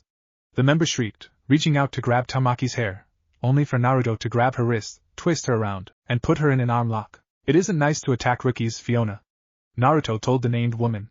Especially when it was an accident. You, Fiona gasped, calming her tone. Demon air, stay out of this. It has nothing to do with you. Well, if it concerns my friend, Naruto said strictly, tightening his grip and the arm lock, making Fiona tear up. With Tamaki perking up at the word friend, then it definitely concerns me. After Fiona calmed down, Naruto released her, with her frustratedly leaving them. You okay, Tama? Naruto asked Tamaki as he turned to face her. Yes, but why? I just said it. Naruto replied in a no-duh tone. You're my. Tamaki tripped, flailing in a tornado that spat off her clothing, leaving her in her bra, leggings and underwear, right for Naruto. Only for Naruto to kneel, grab Tamaki's thigh and shoulder, spin her with her own momentum, place her back on her feet with his jacket on her shoulders in a swift moment. You're my friend, Naruto stated as if it was the simplest thing in the world. Flashback end. I'm glad Fiona had her baby without any complications, Tamaki mentioned randomly. I remember the wedding. Meh, I didn't attend. Naruto replied with a shrug, looking through the bag of food, patting the part of the grass next to him. You brought a lot of food, so why not help me eat? Not letting the opportunity vanish, Tamaki sat down and reached into the bag and grabbed one of the bagels she bought. It was nice, you should have gone, Tamaki said as she dug in. Not my style, with the Holy Soul Church theme and all, Naruto said bluntly with a deadpan expression as he grabbed the second bagel. But the music and dancing were nice. You danced? Tamaki saddened. No, none of the males wanted to dance with me, fearing my lecturer. Naruto noted this sadness. Sighing, Naruto shoved his bagel into his mouth, chewed it, swallowed and then stood up. Tamaki had a? Over her head as he fumbled with his CD player, seeming to pick a song, nod in agreement, before unplugging his headphones. Well, what? Tamaki asked in confusion as the music had not started, as he pushed pause, as Naruto turned it up. Naruto offered Tamaki his hand. You said you wanted to dance, so come on, Naruto said as he looked her in the eyes to show her how serious he was. You're joking? Naruto shook his head, kneeling down. Come on, you want to dance, right? Well, I am probably the only man who can dance with you without falling for your lecturer, right, Tama? Naruto joked, a toothy smile on his face. Tamaki, blushing, took his hand. Naruto helped her stand. Without words, Naruto gently put his hands on Tamaki's hips as she put her arms around his neck for traditional, simple two-step dancing. Naruto hit play, causing the music to start before the singer sang. There must be more to life than this. There must be more to life than this. How do we cope in a world without love? Mending all those broken hearts, and tending to those crying faces. Naruto moved to his right, Tamaki following suit, the two locking eyes. Tamaki's blush was so deep you would think she was sunburnt. This is dancing, Tamaki thought as she and Naruto stepped to the left. There must be more to life than living. There must be more than meets the eye. Why should it be just a case of black or white? Tamaki felt Naruto remove his hands from her hips, reaching to her hands. Pulling them from his neck, Naruto held her hands, one above her head before using the other to help her spin. Smiling at the action, Tamaki followed through the action when Naruto let go, keeping the hand above her finishing the spin before she instinctively wrapped her arm around his waist, keeping her opposite hand connected to Naruto's hand. Naruto put his left arm around Tamaki's waist, pulling her in closer. There must be more to life than this. Why is this world so full of hate? People dying everywhere, and we destroy what we create. People fighting for their human rights. But we just go on saying Siaslavi, so this is life. Naruto activated his ignition ability, sprouting a tail and two and his ears resembling his fox form. They followed Naruto and Tamaki as they danced, Naruto pushing Tamaki with a twirl, stopping her with his tail, using them to spin her back to his arms. Tamaki activated her own ignition ability, her cat ears and tails forming. The mix of red and orange light from their flames flickered in the nature around them. They extended their arms, holding hands as they circled each other. There must be more to life than killing, a better way for us to survive. What good is life? In the end we all must die. Tamaki laughed brightly with Naruto smiling with a faint blush. I never thought I would dance with anyone, Tamaki thought as she slipped, Naruto catching her, making it as if it was an intentional part with how easily he pulled her back. My heart it's racing, she bit her lip, as a reminder of the day before reared its ugly head. But that woman from Comp 8. She has his attention. Tamaki thought as Naruto spun her around again. There must be more to life than this. There must be more to life than this. There must be more to life than this. I live and hope for a world filled with love. Then we can all just live in peace. There must be more to life, much more to life. There must be more to life than this. Naruto surprised Tamaki with a dip as the song ended, but then immediately dropped her on purpose. Ow, Tamaki whined, rubbing her shoulders as she ended her ignition ability. You jerk, that really hurt. Naruto laughed as he ended his flames shortly after she did. Sorry, he hiccuped. I couldn't resist. Tamaki's boot-clad foot connected with Naruto's shin, making him hop on one leg as he held the bruising limb. Yeah, either could I, she stated nastily. Why, you little, Naruto growled as he held his leg before going still. Naruto? Okay, you two can come out now. Naruto called out as he gently returned his foot to the ground, wincing as his muscles spasmed. I told you that fox would notice us, devil. Well, up yours, loser knight. Gasp, how dare you? Alright, enough, Naruto stated loudly, returning the attention of Shinra and Arthur to him. Was there something you two needed? Yeah, Lieutenant Rekka has been looking for Cat, Arthur stated in a knightly tone. Cat? Tamaki shouted, angrily standing up as she growled. My name is Tamaki, jerk. Yeah, Arthur, you should remember Cat Girl's name, Shinra replied. Tamaki's hair started to float as she got madder at the nickname. Naruto's finger poked her cheek, drawing her attention. What? They said Rekka was looking for you, so you should go, Naruto reminded her. Thanks for breakfast, Tamaki. Huffing with puffed cheeks, Tamaki shrugged his thanks off and walked off. I am impressed, Fox, Arthur said as he looked at Tamaki walk away. You sure do have a way with women. Naruto's fist caved in Arthur's face. She is my friend, Naruto said as he removed his hand from Arthur. Besides, what is with Fox? Well, when we met, we had an honorable fight, and while we did, I saw your true form, Fox, no, Nine Tails, Arthur declared with Shinra sighing behind him. So, I shall call you what you are. No, please, Night King, Naruto said in deadpan, a hand waving it away. Naruto is fine, actually if you want, you can call me Fox, just don't do it when in a meeting or something official. Arthur puckered his lips before agreeing. So you like dance? Shinra asked with his nervous smile. I like to breakdance. Cool, maybe you can show me a few moves, Naruto replied with interest. I have been looking to expand. Sure. Shinra was starting to like this guy. Besides that, Arthur interrupted. Fox, can you tell us about the lieutenants? Shinra, remembering their purpose at Comp 1, nodded in agreement. Yeah, what can you tell us about Kareem, Lee, and Rekka? Naruto raised an eyebrow at this question, but he saw no reason to resist. Well, I guess you could say that Lieutenant Lee is very understanding. He is a kind man and very passionate about the church. Probably out of the three I'm closest to him, as he kinda reminds me of my father when he was alive. Wait, Shinra frowned, you mean Dash? Yeah, both of my parents perished a long time ago. But it is okay, I'm here and I'm doing them proud, Naruto interrupted, not wanting to tell them anything about his past. Shinra gave him a nod. Now as for the other two? Kareem is a good guy. It takes a while to get used to the way he speaks, but after you do, you'll see he is only rough because he wants to make sure no one loses their lives recklessly, but with a guy like Rekka and myself I guess it is easier said than done. And Rekka? Shinra saw a small frown on Naruto's face. Honestly? We don't have much of a friendship. I know that Tamaki looks up to him, but for some reason I guess I never got along with the guy. Mostly we spar once in a while, but I don't know, something about his passion to soul can be troublesome. Arthur nodded his head. Yeah, we noticed you mentioned Amaterasu that first day, or at least Devil told me about it. You worship the power plant then? Naruto sighed as he facepalmed. Man, always the same fucking question. No, it is a goddess, Naruto said as he looked Arthur and Shinra in the eyes, earning some attention. She was the ruler of the sun and the one that looked after Japan during the ages before the Holy Church. I send people to her embrace as they might find flames that will bring comfort and love rather than pain and suffering. It is one of the reasons the church doesn't like me, and I mostly am around when the captain or one of the LTs orders me to come around. Huh. Shinra nodded his head and smiled. Well, thanks for telling us, as I couldn't get a read on them, so it is nice to have someone with inside knowledge. Shinra and Arthur walked off, and Naruto just narrowed his eyes before pulling his headband over his eyes again and laying on the ground with his music blaring in his ears. Hours later, lunch, Naruto sat alone, eating his lunch at a table all his own. In his left hand was the insect that he picked up from his room and took with him. He had a strange feeling that if he kept the bug on his person, that maybe it would point him in the direction of the person responsible for the combustions recently. So, did they go to Kareem's room or something? Naruto thought as he had seen Shinra and Arthur sneak down the halls where the lieutenants lived. Naturally, he knew that they were looking for something, but he was not sure what, and given how he heard rumors of them panicking when seeing the LT in an alleyway, he was sure they had their own leads. Stars. Speaking of which, Naruto thought as he glanced over at Rekka, who was talking loudly to some of the members. Naruto looked at the insect. How are you two connected? Naruto went still as the insect suddenly became active, pressing against the glass as it attempted to break free. It never reacted like this before, and this drew more conclusions for him. Rekka. It wants Rekka. Naruto thought, feeling his suspicions were partially proven, but then he looked at Rekka, and realized someone was missing. Standing up, putting the insect away, Naruto grabbed his bag and walked over to Rekka. People fell silent as Naruto got into Rekka's personal space, with a serious/concerned/worried face. Rekka, where is Tamaki? Tamaki? Oh yeah, Rekka said as if he had forgotten, a sheepish look on his face. I was busy this morning, so I had asked her if she could run a small errand for me. Naruto nodded his head and said, well, I'm heading off, would you mind telling her I'm in town when she comes back? Rekka smiled. My stars!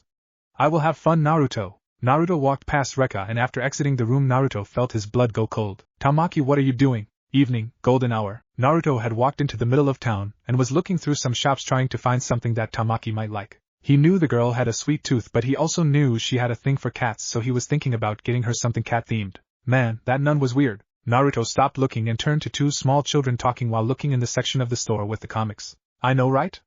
I mean, a prayer that will keep the flames away? If that was the case, then we all would be saved by now. The two boys laughed. Plus, how can you take her seriously? I mean, she had those two stupid pigtails. Naruto's body went stiff, and he rushed over to the two kids, grabbing the nearest one by the shoulder and glaring down at him. This girl, where is she? The two teens were sweating. They knew who this guy was and they were terrified. She is at this old warehouse about 10 minutes from here. I swear that's all. Naruto rushed out of the building and running down the street in the direction of the building they mentioned. Tamaki, what the fuck did you get yourself involved in? Warehouse. Tamaki was shocked. Rekka had turned an adult into an infernal, and after they failed to respond to him, he killed them. He didn't even hesitate or give her last rites. He just did it without a second thought. How could he do something like this? The pure evil of this? She saw him taking out glass bottle with another of those bugs and walking up to one of the children. Without hesitation, she quickly lashed out with her fire tails and not only knocked the bottle out of his hand, but also killing the bug in an instant. Tamaki, she glared at the LT. How could you? I trusted you to help these children, not turn them into infernals. Is this what you've been doing for years? Turning innocent people into infernals for your own sick purpose? Rekka growled. He knew that Tamaki wouldn't approve of this, but he didn't expect her to attack him. Seemed he had to rush ahead on his plans. Without answering, he closed the distance on Tamaki and slammed his fist into her stomach, sending her flying across the room. She coughed up some blood from the power of the blow. Why, Tamaki? How could you fail me like this? He raised his hand up, coating it in flames. If you are going to stand in my way, then you can just die. Tamaki looked up, the fear settling in that she was going to die. She couldn't fight back. All she could do is watch the fire fist coming down to her face. Naruto. Seeing an image of his smiling face, she cried, I wished I could have told you that. Rekka was kicked into the face and sent flying across the room, crashing into the farthest wall. Tamaki looked up and saw Naruto standing there with his back to her. But she could see his entire body shaking and steam coming off his body. Tamaki, we'll talk later, get the kids out of here. He drops his bag on the ground. I'll take care of Rekka. But Naruto, don't argue with me, Tamaki. Naruto shouted with authority. Tamaki could hear the steel in his voice. She nodded her head and quickly rushed to the children and started escorting them out of the building. Naruto, he grew one of his tails as Rekka emerged from the wreckage and spitting up a bit of blood with a smile. My stars! You are far stronger than expected, Naruto, but sad to say, as a heretic you don't. Naruto appeared in front of him, and with his right fist drawn. Shut up. He slammed his fist into him, sending the man flying back into the wall. You bastard. He grew his second tail, and now his flames took the form of a red cloak with ears growing from the cloak. You dare talk to me as if we are still friends after all you did? He growled, eyes turning red. We trusted you. He rushed at Rekka and slammed his fist into his chest, this time causing him to cough up blood, but after grabbing his face with his flame-covered hand and his nails digging into his flesh, he threw him into the air. We ate, trained, and dreamed about saving everyone from the combustion. Why would you throw all of this away? Naruto flashed above him and slammed him into the ground with his tails. Landing on the ground, Naruto saw Rekka rush him and slam his fist into his stomach, sending him skidding back. My stars! I won't allow you to interfere in the affairs of my evangelist. Naruto frowned and soon summoned his third tail, but he could feel the pain all over his body. Got maybe 10 minutes, better make this count. Fuck your evangelist, I'm going to stop you for thinking you can harm children and get away with it. You will tell Burns what you have been doing, you sick fuck. Naruto blurred once more and slammed his right hand into the man's face, and then a left hand into his stomach, making him cough up spit. But while his head was lowered, Naruto slammed his right fist he pulled back into his nose. My stars! Rekka slammed his fist into Naruto's stomach and sent him backwards before rushing him again and slamming his powerful fist into his chest and then his face. Naruto coughed up some blood, but he manipulated one of his tails and sent him flying across the room in a single motion. Rekka was buried into a pillar this time, and he grunted as he tried to remove himself from the pillar. I'm going to butcher you. Naruto's body started glowing darker red and the floor was cracking under the pressure of his flames, and his body was starting to be covered in a darker red flame. A fourth tail was slowly emerging and his world was turning black. Have no fear. Both men leapt up. Captain kicked the asshole in the head to bring him back to reality. Man is here. Without hesitation, Shinra kicked Naruto in the face, sending him falling backwards into the pillar, and causing Naruto's cloak to disappear. Shinra stood there in the middle of the room and frowned. Naruto, get a hold of yourself. Naruto coughed a bit and looked at Shinra with a glare. The fuck, man? You should have kicked him, not me. Shinra shook his head, pointing at the steam coming off his body. Dude, your body is overheating.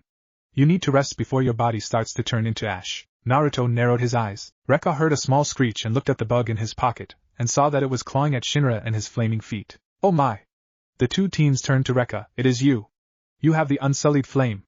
The Adala burst. Naruto raised an eyebrow. Adala, isn't that the primordial flame that all things originate from, or where fire comes from? What is an Adala burst? It is the progenitor flame that we all worship, the first flame blessed by Soul. With it we shall remake this world into a better image than ever before. Naruto coughed, trying to get to his feet, but his body wouldn't move and he growled. Fuck, my skin is still growing back. Must have damaged my nerves in the process. Shinra, I can't move, you got to take down Rekka. He is good when on solid ground, but you can take him if you take him off his feet. Yeah, I get that, and trust me, I know what to do. He smiled at Naruto, not one of his nervous smiles but a real one. You just rest, I got this. After all, that is what a hero will do for people. Naruto watched on the sidelines for several minutes as Shinra propelled himself through the air, taking Rekka on at even footing. That was until after slamming him into the ground with a massive stomp, Shinra was breathing heavy and was close to collapsing from exhaustion. However, Rekka slowly stood up and started mumbling something before he started to rotate his arms and his flames roared. Rekka started coating his arms in intense flames, and this was starting to urge his flames to consume and everyone in the room. But before it could, he heard a bell and his arms started freezing. What the hell? Didn't I tell you?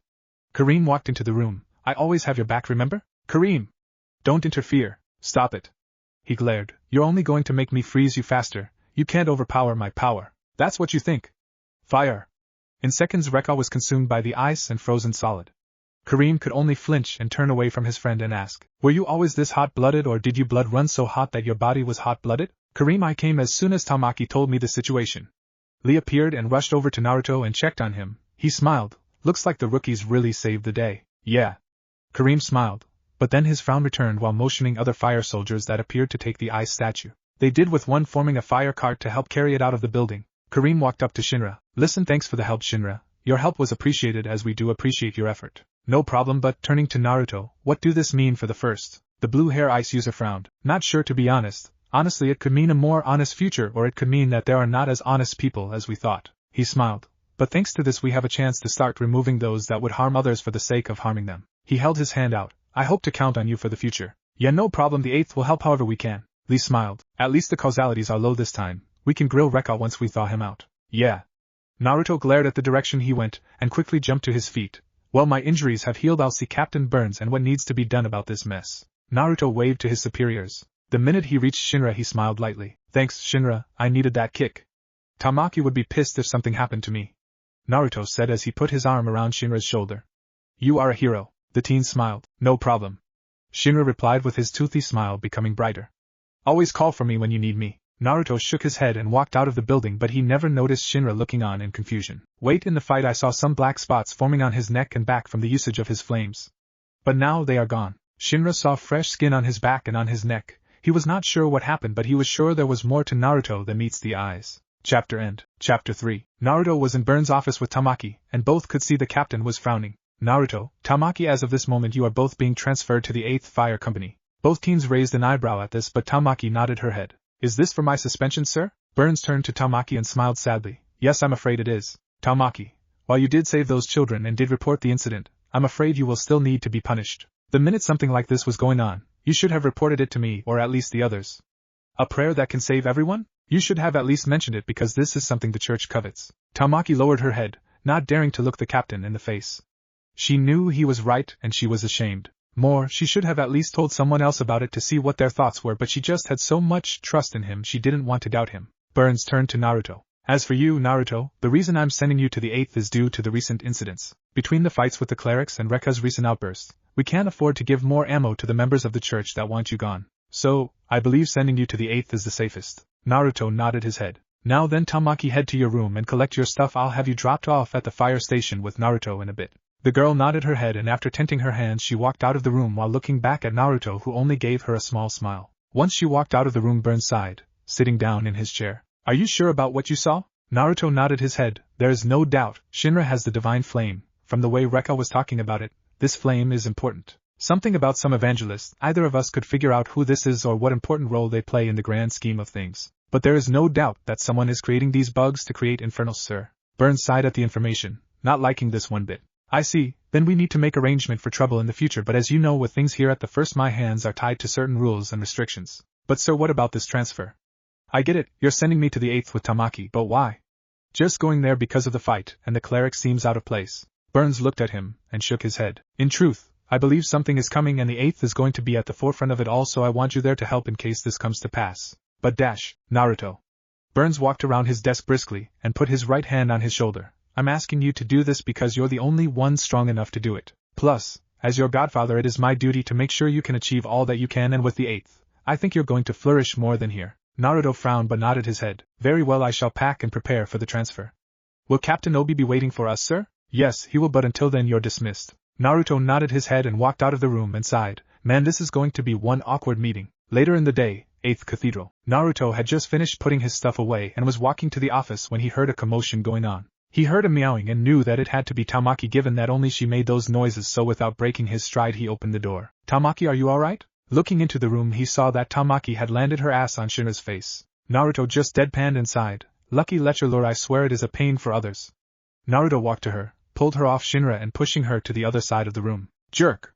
I swear I'm going to scratch his eyes out. He rolled his eyes. Sure you are, relax Tama, he didn't want that to happen, and you know it. Turning to the room, Naruto did his salute. Sorry for the late introduction, name's Uzumaki Namikaze Naruto, Naruto said with a polite bow.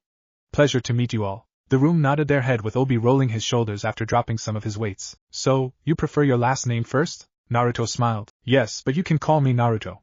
I just don't like it when say my full name with my first name in the front. The group nodded but Obi continued. So, did Burns tell you? Obi asked Naruto, who gave the captain a confused eyebrow raise. He told us about you being our masked friend that night at the 5th? Naruto nodded his head. Yeah, he said he didn't want me conflicting with the team, and like I said, no offense to any of you that night. I was just doing my job to help find the source of spontaneous combustion on our end, and we heard the rumors of the 5th. The group nodded with Maki standing up and smiling. Well, I have to say you're plenty strong. I'm looking forward to training with you, Recruit Uzumaki. Naruto blushed, his face becoming bright pink, and Obi smiled and Hinawa pushed his glasses up. Thanks, Maki-chan. Chan? Maki had a question mark appear above her head. Yeah, in the old language it is a way to show close familiarity. I did it with Tama, but she prefers I don't do that. Naruto shrugged his shoulders, not seeing his friend bristle. Don't know why though, but out of her respect I do it. Maki smiled and had a small blush on her face. Thank you, and don't worry, I don't mind. Naruto smiled, but he heard a cough and turned to see Iris tenting her hands in front of him. Sorry, I am Sister Iris. Iris introduced politely with a nervous smile. It is a pleasure to meet you. Tamaki looked at the nun in surprise but then worry with Naruto, who gained a neutral stare at the nun. Iris frowned. Is there something wrong? Naruto shook his head. No, but can I ask you a question? Sure. Iris was more than willing to answer anything she could. Do you mind me? Naruto asked as he pointed to himself. Huh? Iris said in confusion. You see, I'm a proto-nationalist. Naruto turned slightly from her to hide his eyes. In my culture we don't worship the mighty soul, we worship the goddess Amaterasu. I can't abide by the teachings of the church as it flies in the face of my own ideals and beliefs. I just want to know how you feel about that. Iris stood there. Everyone watched as the girl remained silent for a minute, but her smile returned. I don't mind. Naruto looked at her in shock and she just continued smiling. To me, soul is my guiding light, but if Amaterasu is yours then that is okay too. They are the same in a sense. The goal at least is to bring people comfort in the flame. So, I believe we should respect both even if we might not fully integrate. Naruto looked at her and smiled while holding his gold pendant. Praise Amaterasu as this world is unworthy of your blinding brilliance. He praised in genuine happiness, taking comfort in the fact one person outside of Tamaki in the church didn't mind his differing beliefs. Iris smiled and laughed. The rest of the group just smiled, happy that the two of them are bonding over their teachings and differences, and even making an effort to respect each other. Obi rolled his neck and asked, Naruto, I know that the 8th is not what you're used to, but if there is any way we can make it home, please let us know. Naruto nodded his head and felt the bulb go off. Actually, there is one thing. What is it? Naruto got a little nervous. Well, if it is not too much trouble, would any of you mind if I set up an Amaterasu shrine? I mean, I'll keep it out of the way in respect to the sister, but I would like to have my own place where I can worship. Obi smiled. Sure, just tell us what you need, and we'll help you set it up. Naruto smiled brightly. Thanks, I appreciate it. I'll let you guys know when I find all the stuff I need later. Naruto turned on his heels. For now I got to finish some stuff from the first, but I'll be back in a bit. Naruto walked out the door. Tamaki turned to the sister and smiled. Thank you, Sister Iris. What you and the captain did means a lot to him. He never got a chance to have his own place of worship, or even express his feelings about the church without a fight breaking out. This means a lot to him. Tamaki explained. Shinra, seeing Naruto gone, decided, probably the only time we are going to get her alone, to ask, Hey Tamaki. The girl glared at him. What?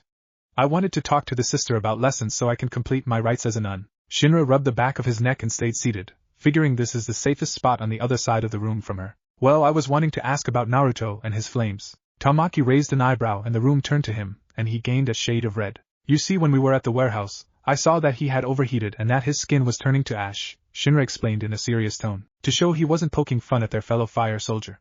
But after the fight I noticed that instead of the dark ash skin he had pink skin that was contrasting from his normal skin. I was wondering, does his flame have healing properties? The room turned quiet and turned to Tamaki, who frowned. In truth, I don't know. Tamaki admitted. There is a lot of Naruto's powers that are unknown even to the highest ranking people in the fire force. Naruto only ever told me about his powers with the tails and the enhancements.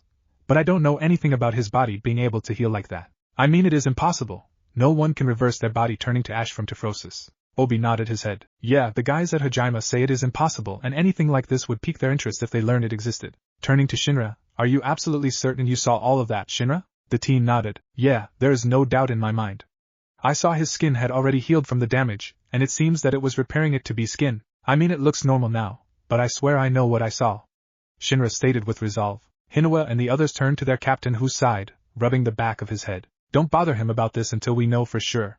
Even then, let it be him that comes forward. If we try to pressure him, we'd be no better than the people in the church and Hajime. The room nodded their head. Tamaki, however, kept her eyes on her desk thinking over this information. That would explain that one day, back then when she shook her head. No, I had to be seeing things, that is all it was. The shock. Tamaki nodded her head and went back to her paperwork while the rest of the room got organized again to get things done promptly, while also filing missing persons report on Arthur. They lost their idiot again. Evening. So, what do you think of Comp 8?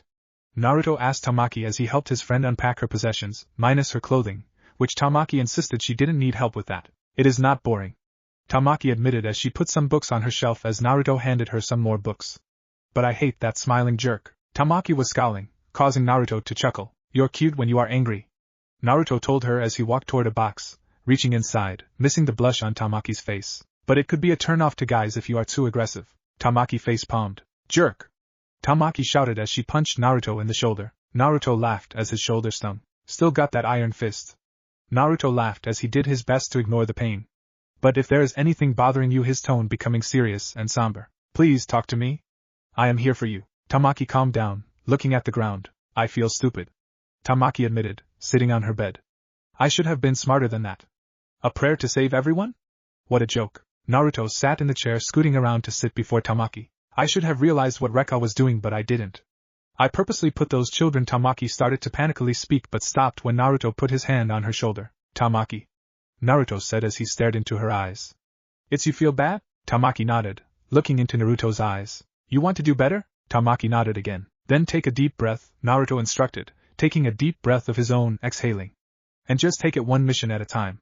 You will be able to repent through actions. It will take time, but don't let it weigh you down, okay? Tamaki smiled. Thank you, Naruto. I need. Tamaki stopped talking when Naruto's hand appeared under her chin, and he started to gently brush his fingertips under it, like one would do with a cat. And just like a cat, Tamaki's eyes closed, and she smiled, purring. Naya, she purred. Her eyes snapped open, seeing Naruto's shit-eating grin. Naya! Tamaki squealed as she swung on Naruto, who spun the chair, spinning around quickly thanks to it being a swivel chair, laughing manically as Tamaki growled. "That is too funny." Naruto laughed as he kicked toward the door, only for Tamaki to jump at him. "Oh shit! My lecture lure!" Tamaki thought as she realized Naruto was about to smash into her breast face first. Naruto leaned to the side, Tamaki sailing past him, but he reached out and grabbed the back of her shirt, which dangerously stretched out before she was pulled back toward her bed. "Damn, my shirt is ruined." Tamaki groaned as she realized that the head opening was stretched out, and showed more of her body than she wanted, which is strange due to her combat outfit showing off her body in a bikini top. She angrily turned to Naruto, who snickered. "I am going to claw your eyes out," Tamaki threatened. "Sure, Tama," Naruto said as he got up.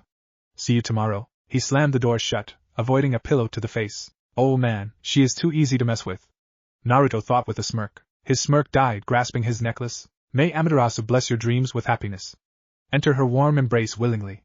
Naruto prayed in silence. He walked to his room, his thoughts on Tamaki's well-being, what could happen to them while they stayed in Company 8, and how he could live in the same area as Maki. All important questions, none he got answers to as he had to finish putting away his own belongings. 2 days later, Naruto is sitting in front of a small shrine. It was of a woman with black hair and white face having a sun hanging behind her head. She was standing there with a radiant smile on her face. Around her was the markings of flames, and Naruto had his hands held in a prayer motion with both palms together. "Praise Amaterasu. I pray that this day is fruitful and eventful. Please continue to guide me through these trials so we may one day find the source of spontaneous combustion." Naruto prayed in earnest for the first time in a while. Naruto sat there for a few more minutes until finally taking his hands out of their prayer motion, pushing himself back to his feet, and walking out of the room, leaving the shrine waiting for his return. Already here 2 days, and Naruto had to admit he was a bigger fan of the 8th than the 1st, as well stronger, and he did grow to care for his comrades. Here at least he got to pray to Amaterasu without someone causing trouble. On top of that, Maki was showing him the ropes for the place, and while Tamaki tried tagging along, he did manage to get alone with Maki quite a few times, and Tamaki stuck with Iris, which he was happy with as she was making a good friend and spending time with someone that was very patient. Shinra, on the other hand, not so much, as she just outright hated him. How the guy seemed to be in the worst positions for her lecture lure he was not sure, but he did find it funny. Until he put his hand on her breast or ass, and then he ended up on the other side of the room thanks to one of his throws. But being in the 8th was a blast, and he was eager to see what the future had waiting for him soon. Walking into the captain's room, he quickly picked up one of his weights, and started pumping up the dumbbell. That was another thing he bonded over.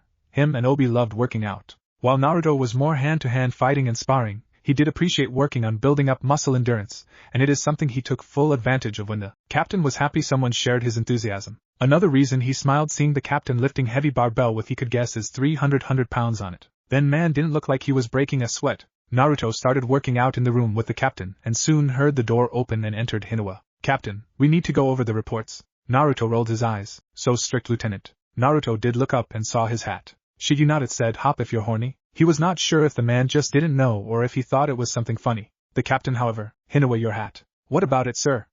Did you actually read what it said?" "No, sir, the front of the hat never entered my line of sight." Naruto's sweat dropped. "Lieutenant Hinawa." Naruto pointed to his hat while lifting heavier dumbbells and focusing more on his right arm, which was considered his dominant hand. "It says hop if you're horny. Whoever gave that to you obviously was doing it as a joke to make you look silly." The lieutenant turned to the captain. "Is this hat not appropriate, sir?" Naruto dropped the dumbbells. "Wait, he still wants to wear the hat. What the fuck?" The captain sighed. "Naruto, would you mind leaving? I have to talk to the lieutenant about this." "Sure, do you mind sending some weights my way when this is over?" Obi smiled. "Sure, just let me know when you're done with them, okay?" "Okay." Naruto walked out of the office and closed the door before sighing, "Man, that Hinawa is sure odd." Turning around, he saw Maki standing there with a smile. "Yeah, the lieutenant is odd, but he is a good person at heart." Naruto smiled and blushed a bit. "Yeah, but that doesn't mean someone can't be honest about those hats of his." "True." Maki smiled. "So, want to join me on a trip to the bakery? I heard they got some good stuff out today." Naruto smiled. "Sure, let me go check on Tama and then we can go." Naruto walked out of the room, down the hall a bit, and finally to the courtyard. Seeing Tamaki and Iris in the yard covering themselves in water while holding their hands in tent form, he smiled before walking back to Maki. They both walked out of the office and outside, both just enjoying the open air and the feeling of the sun on their faces. "Ah, what a great day to be alive." Naruto nodded his head. "Yeah, you sure said it." Naruto turned to Maki and frowned. "Hey Maki-chan, can I ask you something?" "Sure." Naruto looked at her for a second and then continued. "I was wondering why you leave the military?" Maki frowned, stopped in her step, and sighed. "You know about that, huh?" she asked in a dull tone. "Ye know I mean," Naruto stammered, trying to explain himself, but failing to create a sentence. Maki giggled at Naruto's antics. "Truth? I just didn't feel like I was accomplishing anything worthwhile. Everything there was so driven and basic, but here, I feel like I could do something for the betterment of mankind."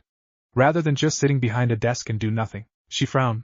While my father and brother didn't approve of my decision, I do know my mother is proud of me for making the best choices possible for myself. Naruto smiled. I guess we have that in common. Maki raised an eyebrow. My mother hated the Fire Force, Naruto said as he remembered his mother. Maki's eyes widened. Really? Yeah, she hated everything about it. Hated the people that ran it, Hajime industry as a whole, hated the church, and hated the power plant itself, Naruto said as he looked in the direction of the Amaterasu power plant, which was in the distance, looking small from where he and Maki stood. While she understood its usage and the reason of its importance, she never cared for it, stating something I'll understand when I'm older, to always be wary of anything related to it. Naruto shook his head. In the end, my mother hated everything about the current Japan, even though my father was steadfast for it. Given he had a military career and was a high-ranking officer, it is not a surprise he defended this country and his beliefs in it. He was not steadfast in sole religion, but he understood the importance of the religion itself. But then not sure. Naruto rubbed the back of his head and they arrived at the bakery. No one knows how they met, and anyone that does, I don't know them. Personally, it doesn't matter to me at the end of the day. He gripped his pendant. They loved each other, and had me. It is only right I stand by the ideals that were passed on to me and fight for my own ideals while I'm at it. Maki smiled. I'm sure they are both proud. But she did look at Naruto's sad expression. How did they die? Naruto stiffened and tightened his grip on his necklace. I was told Dad died against an infernal that gave me these. He motioned to his cheeks. My mother, I don't know what happened, but she disappeared the same day my dad died. Maki's frown deepened. Sorry. Naruto loosened his grip and smiled at her. Hey, it is okay. I mean, in the end I still had someone in my life and that was all that mattered, you know, Naruto said in an attempt to cheer Maki up, his stomach growling loud enough for the two of them to hear. Seems that I'm starving. Let's get some bagels and other great sweets. Maki saw him head into the store and all she could do is stare at his back and wonder. His burden, it's just like Shinra. Someone that lost everything and wants to make the world right no matter what, wanting to make sure to spare others from the pain he suffered. Maki thought as she grabbed the door handle. His strength of will, just like Shinra, is remarkable. I have a feeling those two might just be the light to guide the world to the next great step. Maki followed in suit for the store, knowing that this young man was truly an amazing figure in the world. Fire Company 1, Interrogation Room. Rekka was chained to the floor, his arms bound behind his back, his legs chained as well with liquid nitrogen containers. The man was listless and just staring at the floor, not making a single move since his capture and not even uttering something about his star. Flam was looking at him while Lee and Burns were trying to get information out of him. Rekka, it is in your best interest to help us. Lee frowned. We want to know why you were turning those children infernal. Burns stared at him. Rekka didn't respond. He didn't even flinch. He just stared at the ground. Lee sighed. Rekka, please, we all came to this place together. Why won't you trust us? Please, if you help us, we might be able to get you out of this without too much trouble. The man didn't move. Lee sighed before getting out of his chair and walking out of the room, while Burns stared at Rekka. One thing is for sure, whoever this evangelist is, they have great faith that he won't talk. I was half expecting him to kill himself at some point, but no, he is just sitting here still as death and not even reacting to the people around him. Burns narrowed his eyes. Something is not right. Walking out of the room, he turned to the guard. Don't let anyone else in the room, got it? The man nodded his head, before walking into the room and making sure Rekka was still. Walking into the two-way mirror room, Lee and Flam sighed. This is going nowhere. The captain gathering is in a little bit, Captain. Shouldn't you be heading that way soon? Burns nodded his head. Yes, but before I go, make sure that we have all measure necessary to keep Rekka alive. I don't know why, but for some reason, I feel something is off, and if it comes to it, he might try to kill himself to hide his secrets. Burns replied as he tried to think of a way to get information from Rekka. Flam and Lee nodded their heads, but soon the hair on the back of their necks stood up. They all investigated the room and saw the guard standing there next to Rekka with a dark smile on his face. For the evangelist. He held up a small item in his hand and Flam reacted. No, Rekka. Rekka smiled lightly, as the guard pressed a small bottle against Rekka's neck, the insect within scuttling inside. My stars, Flam. I will wait for you on the other side. He closed his eyes and in a rare moment, he had clarity on what he wanted in this world as the bug started to enter his body, to be with his friends.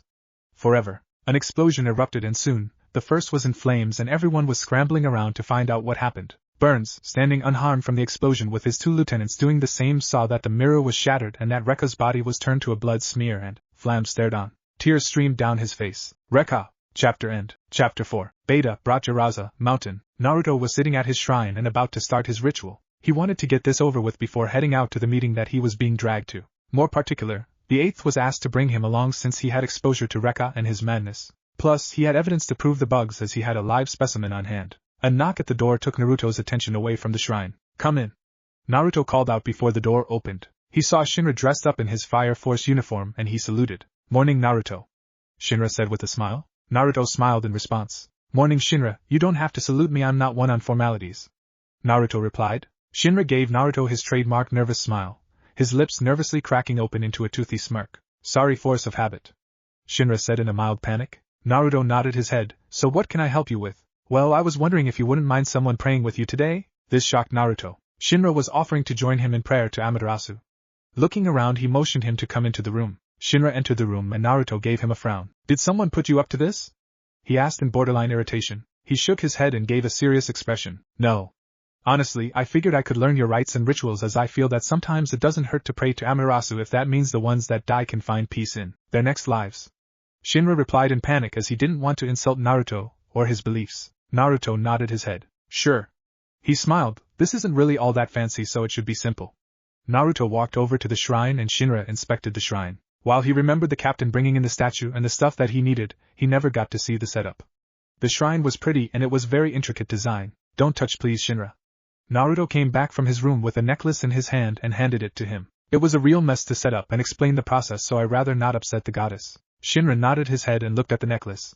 It was just like Naruto's necklace, being a simple golden flame. So he held it up. Do I put this on or something? Naruto nodded his head. After the necklace was around Shinra's neck, Naruto took a sitting position on his knees. Shinra copied the motion. Naruto put his hands together and closed his eyes. Again Shinra copied the motion. Lady Amaterasu, I present another soul that wishes to give thanks to you. We appreciate the comfort you bring to those in need and the peace you provide in their lives when they pass on. Shinra saw Naruto just sitting there, and he sweated as he had no clue what to do. Yes, Lady Amaterasu, I thank you for the peace you bring to those dear departed souls. May you continue to be a beacon of light for those around us and provide your warmth in times of great need. Shinra closed his eyes. Naruto opened one of his eyes and smirked. Nice prayer. Naruto closed his eyes. Now we just pray. Think of all the souls that have departed, the ones that are still lingering, and the people that might come down the line. Pray for all of them and wish them the best for the future, and hope they never succumb to the flame. Shinra nodded his head and started to think of his mother and brother. Seeing their faces, his heart broke and he wondered, Amaterasu, if you can hear me, please guide me to my brother, and I pray one day to know what really happened that awful night. Shinra prayed in silence, taking comfort in this prayer. Naruto prayed for all the souls that he could and he sighed, removing his hands from their prayer form and smiled at Shinra. See? That is all there is to it. Naruto said with a cocky shrug. Shinra opened his eyes and smiled. Whoa, that is really simple. Naruto laughed. Oh, trust me, there are other rituals, but most of them are done only on specific days, during certain times of the year, and much more. Naruto informed as he stood up and helped Shinra stand. Really? Shinra smiled. Well, let me know when you're doing them, I'll join you. I mean, it must be better to pray with someone else? Naruto nodded his head and got a sad smile. Yeah, my Ka-san and I used to pray all the time together. Even my Tu-san joined in from time to time. Really? Yeah. Naruto smiled at the memories of the past. It was good times. I remember my mother told me one time as a baby I actually started chewing on the head of the statue. She freaked out, worried offending the goddess. Shinra laughed. Yeah, I told my mother when I was a child that I would be a superhero. Someone that would always swoop in when people need me the most. She thought it was cute, and even gave me a cape when I was a child. The funniest thing about is that my brother laughed when I did this really weird pose. Naruto smiled. Really, what did it look like? Shinra blushed. You ever see those old superhero movies where they strike that pose with their arms stretched and stuff? Naruto thought about it, and then realized what he meant. No way, you mean that stuff like Sentama Man? Shinra blush darkened. Naruto laughed. Hey, no shame. They were cool growing up. Naruto put his arm around his shoulder. Tell you what, I know some shops in some of the proto-nationalist area that sell some pretty cool stuff. We might even find you some more stuff on superheroes. Shinra smiled. Yeah, that sounds cool.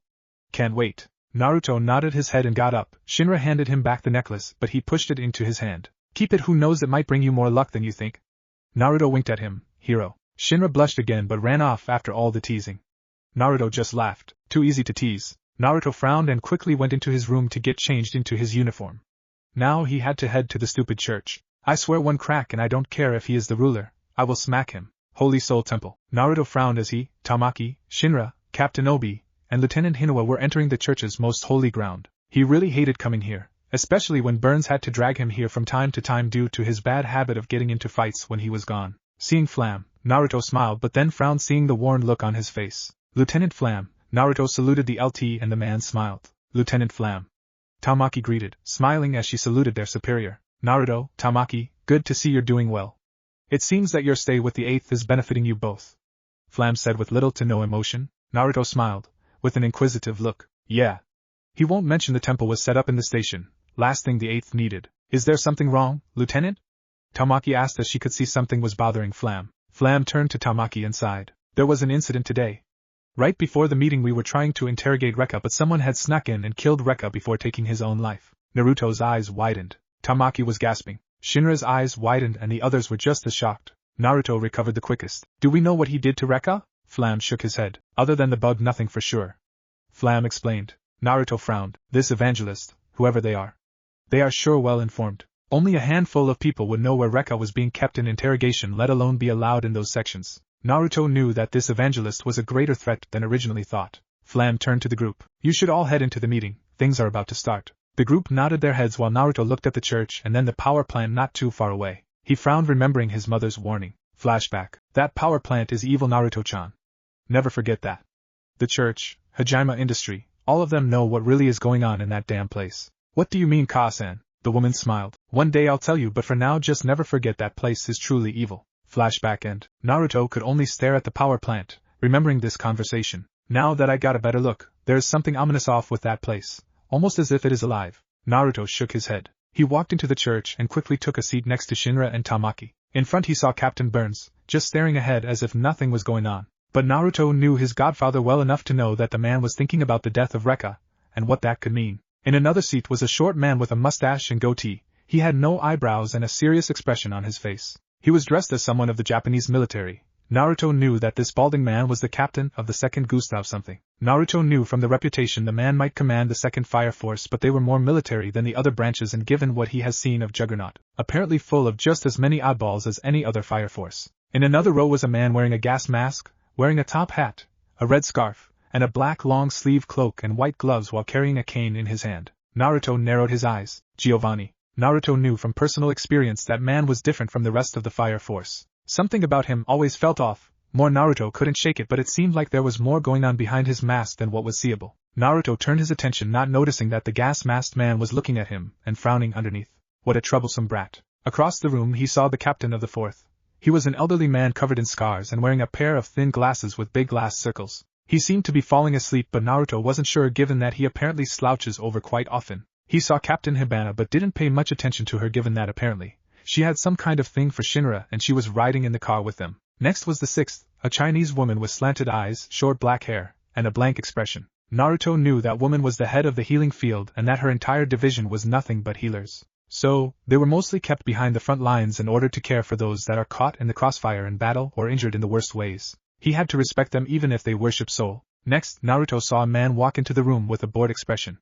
The man had a red tunic top, black bottoms, and black boots. The man had long messy black hair and seemed to have mismatching eyes, with one being an X and the other being AO. The man was accompanied by another man with brown hair and a ponytail, a scar on his nose, black eyes, and wearing the same uniform. But Naruto could see bandages under his uniform signaling to Naruto something he is all familiar with, Tephrosis. Such a bitch to deal with. Naruto looked at his own arm and frowned. Healing from that is never easy and it sure hurts. Naruto saw the 7th take a seat in the middle of the venue and throws his legs over the back of the pew. He closed his eyes and just leaned back while his friend was sitting there with his hands in his sleeves. That's the 7th. They usually never come to meetings. Tamaki whispered to Naruto. Naruto nodded his head, hearing the rumors about the 7th, and how they were recruited to the force by Burns. Shinra gave a nervous smirk. I heard he is the strongest fire soldier. The captain looked up and saw the smile and got irritated. What are you smiling at, you piece of crap? Waka. His friend was trying to placate him, but Naruto saw that it was more to keep him from doing something rash for a misunderstanding. So, the captain has a short fuse while having tremendous power, while his second-in-command seems to be the more leveled head of the two of them. Naruto thought as he made his decision. Naruto stood up and dusted off his pants. I'm going to say hi. Naruto mumbled to Tamaki. Naruto walked away from the group with Obi failing to stop him and Shinra and Tamaki trying to usher him back. The two men saw a young blonde teen with whisker marks on his face walking up to them, and his blue eyes seemed to burn at the sight of them. Waka asked, Is there something you need, Shitstain? Waka. His friend frowned. Naruto took a deep breath and held his hands in a prayer, and had his necklace jingle out from his uniform. Both men's eyes widened. Greetings, may Amaterasu bless you on this day. The two of them were looking at the teen in shock. The rest of the room heard what Naruto said, and the captain of the 2nd jumped to his feet. How dare you! You dare to bring that religion into this holy temple. Cease this behavior or you shall answer to me, Gustav. Captain Gustav demanded as he posed. Waka simply put his feet on the ground, stood up, and walked in front of the teen. Staring him down, Naruto could feel the weight of his strength. It is like a small fire compared to a burning inferno, there is just no matching it. The man looked at him while his friend was getting ready to leap out of his seat. Soon a cough was heard and everyone saw the destroyer laughing. Everyone who knew this man was shocked, except for his second, and he just laughed. He laughed to the point that he had tears in his eyes. He put his hand on the teen's shoulders. You got balls, don't you, brat? Naruto nodded his head. Of course, I'm a proto-nationalist myself. The man smiled and took a step back before performing the same gesture. May Amaterasu bless you on this fine day. My name is Shinmon Benimaru. Naruto nodded his head. My name is Uzumaki Naruto. That is just my shortened name, but my full name is Uzumaki Namikaze Naruto. He explained. Benimaru nodded his head. Good to meet you. He rubbed the back of his head. So, got to ask, are you her kid? The room watched in anticipation. Yes. Naruto nodded his head. My ka-sen was Uzumaki Kushina. Those that knew groaned. The Pope had walked into the room and he was watching the proceedings with interest. The rest of the room that didn't know Naruto's lineage was shocked. He was the son of the most feared proto-nationalist to ever live and someone that was heralded as the greatest fire user of all time, so feared that even the church did their best to not step on her toes. Well then you should know, you're free to visit the seventh. I have no problem the son of the destroyer coming to visit. Naruto bowed his head. Thank you, Captain Shinmon. He nodded while Naruto looked at his second in command and thought about something, but he would voice it later. The rest of the room turned to focus on the Pope, who coughed. If there are no more interruptions, let us begin with this meeting. The room nodded their head while Naruto just sat back down with the eighth, but the minute he did, Tamaki stomped on his foot. Fuck! He whispered, barely making any noise as he pushed down his irritation and pain. That is for causing a scene, idiot. Tamaki hissed back. Naruto glared at her before sighing, deciding it would be better to listen. As you all know, this is a great new threat to our lands. This evangelist is a true threat to the Soul Temple and to the kingdom. We are dealing with blasphemers who would dare to sully our beloved city with their lies. We can't abide by this. The man coughed. As such, I want all Fire Force units to band together in order to deal with immediate threat. Would you shut up? Everyone turned to Benimaru with the captain of the second jumping to his feet. How dare you? Captain Benimaru, you dare to speak to our holy leader? In such a vulgar matter, cease this behavior or you shall answer to Gustav. Benimaru sneered. Shut up, I don't care to hear my name backwards. The room frowned. Benimaru quickly hopped to his feet. I never swore loyalty to your kingdom or your god.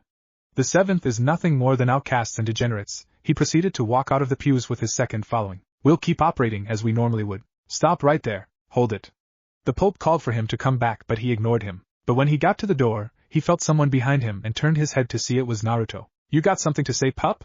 Naruto sighed. Listen, Captain Shinmon, I get how you feel. I really do, but I think you need to hear this at least.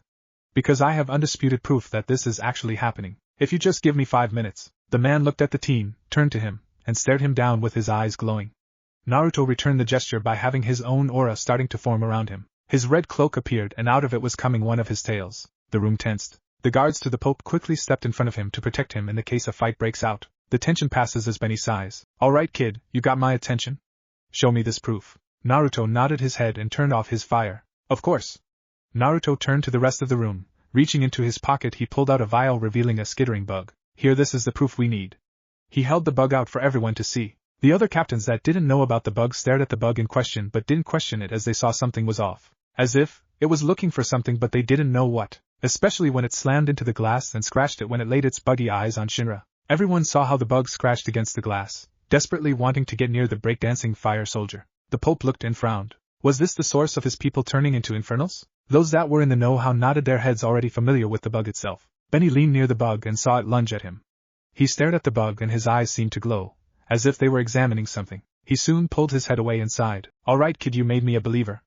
He looked at the bug. If those things are responsible, then I'll keep an eye out for them, but this evangelist, I want nothing to do with it as long as he doesn't bother Asakusa. Naruto nodded his head and watched the captain and his second leave. Naruto smiled. At least he is not unreasonable, young man. Turning his head, he saw the Pope looking at him. If that bug really is the source of the recent infernal outbreak, I need you to hand it over to Captain Giovanni for further research. Naruto frowned. While he wanted to refuse, he wouldn't endanger his new company. So, walking over to the gas-masked man, he took the bug out of his hand without ever looking at him. Naruto narrowed his eyes and could feel something was off. He was not sure what, but something inside of him was screaming. But he ignored it for now and took his seat next to his captain and crew, in which the Pope then began his soapbox again. Man loves to hear himself speak and sound so profound. Shinra Kusakabe, he looked at the teen. I've come to understand you have an Adala burst, correct? The rest of the room smiled or tensed at this information, while Shinra just stared ahead. Yes, Rekka confirmed this and stated I had it, an unsullied flame. He looked at the Pope. So what exactly is an Adala burst? The Pope smiled. Simply put, it is a flame blessed by Soul themselves. It is a pure and untainted flame. The flame is the same as what powers Amaterasu. Naruto's eyes widened slightly before narrowing to let out a low growl. I think I'm starting to get the picture, Ka-san. Shinra was surprised. An Adala burst is that powerful? Yes. It would seem, Giovanni voiced his thoughts. This evangelist is interested in the young boy's Adala burst. It would be foolish to let the boy just run around without supervision. Naruto and the others narrowed their eyes while Shinra shouted, "Wait, lock me up." No, I won't allow that, as I can take care of myself just fine. There is no reason that any other company should get involved in the affairs of the 8th. Hibana turned to Obi and whispered, Giovanni works for Hajime and plans to bring him to them. Obi cut into the conversation. I can guarantee Shinra's safety. The room went quiet while Naruto sighed. He really wanted to leave. I believe we can entrust the flame to the young man and his company. He smiled. Please take care with the precious Adala burst, Shinra. He tented his hands. Yes, sir. Naruto rolled his shoulders and they were soon dismissed. Leaving the temple, Naruto looked over at the power plant and glared. If an Adala burst is what powers the plant, does that mean that someone was sacrificed to the power plant? Naruto thought as the wind breeze picked up. Oh, looks who's close to the truth. A feminine voice whispered softly, as if it was a part of the small breeze that danced across everyone who was leaving. Naruto turned around, seeing no body. Who the hell? Naruto. Turning his head, he saw Tamaki staring at him concerned. Are you alright? Naruto looked around and frowned in confusion. I think so. The two of them walked back to the matchbox while Shinra walked off. Obi waved it off to them, explaining he was going to check out the power plant since he never saw it, while Naruto frowned. Hey, Captain. He turned to Naruto. Do you mind dropping out near Akahisa? I want to check that place out, and I was invited to come and see the 7th, so this should be a good chance to make friends with them. Obi stared at Naruto, and while he could see he was telling the truth, he couldn't help but think, there is more. He sighed, but he'll tell us in time. Sure. He smiled. Just be careful, the last thing I want is to anger the destroyer. Naruto nodded his head, getting comfortable in the vehicle, and enjoying the ride while wondering what Shinra is up to. Amaterasu plant. Shinra looked up at the plant in shock and surprise. He couldn't help but marvel at their ingenuity. Well, good to see you again, Devilfoot. Shinra turned around and saw Joker standing there. He was wearing his black hat on his head, an eye patch over one of his eyes showing a dark purple eye. He is wearing a sleeveless black vest with a white button-up shirt underneath, with black slacks and black loafers. Shinra got in his stance, but Joker held his hands up. Whoa, hold up, I'm not here to fight, Devilfoot. He took a deep hit of his cigarette, but I'm up for going a couple of rounds if you want. Shinra's face tensed up. Joker leaned in with his one eye shining brightly. You didn't really think you got a hit in just by your own merits, did you? You need to be at least at your blonde friend's level to do that. Shinra frowned. Keep Naruto out of this. Oh, Joker smiled and leaned back. It would seem I hit a sensitive spot. But you should know something. He took his cigarette out of his mouth, blowing out some smoke, with a fox head appearing from the smoke. Your friend is more like you than you think. Huh? He walked up to Shinra and leaned into his ear. You don't really think that someone like Kushina could disappear without a trace, do you? Even I wouldn't mess with her, especially when she is defending those that she loves more than anything. His smile darkened, a dark glint in his only eye. I would know, just like you, his tragedy is just his beginning. Shinra growled. What are you talking about? Stop speaking riddles. Joker grabbed Shinra by the throat and pinned him to the wall. You really need to rein in that temper of yours. It is only going to get you into trouble. He grinned. You're close, Devilfoot, so close to the truth, and since you have come this far, I figured it'd be a good time to mention a little bit more information about your brother. What is it? Joker smirked and dropped him while whispering in his ear everything he wanted to know until he felt eyes on him. Akahisa. Naruto was walking through the streets and was enjoying the hospitable atmosphere, and he had to admit, while not as up-to-date as other places, it was still a great visit. While walking through the streets, he saw more of the people that wore similar uniforms as Benimaru and walked up to them. Hello there. Naruto showed his pendant and bowed to them. I was hoping you guys could point me in the direction of your captain, as I wanted to talk to him about a meeting earlier. The men nodded their heads, one with his arms inside of his blue kimono. Yeah, head down the street and you'll see our HQ for the boss and his direct subordinates. Naruto bowed his head. Thank you. The others nodded their heads. Oh.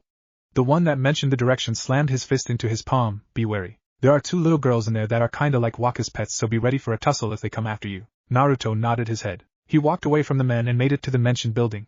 There, he walked into the building, moving one of the tarps over for easier access. Hello, is there anyone here? Oh, it's you. Walking out of the back was Benimaru's second in command. What can I do for you? Naruto frowned. I was hoping to talk to Captain Shinmon. Sorry, he shook his head. Waka wandered off somewhere and I don't know when he will be back. Most likely it is going to be much later. He smiled. Sorry. Naruto sighed. Go figure. Naruto rubbed the back of his neck. He really shouldn't be surprised. A proto-nationalist did always have to do his own thing after visiting some place like the Soul's Holy Temple, especially since to them it was just a pointless structure, and something that was more annoying to walk to when they could have held the meeting almost anywhere with the Pope on a screen. Hell, why was he needed other than some official orders? Sorry about this. No problem. Naruto saw the bandages and figured now would be an okay time.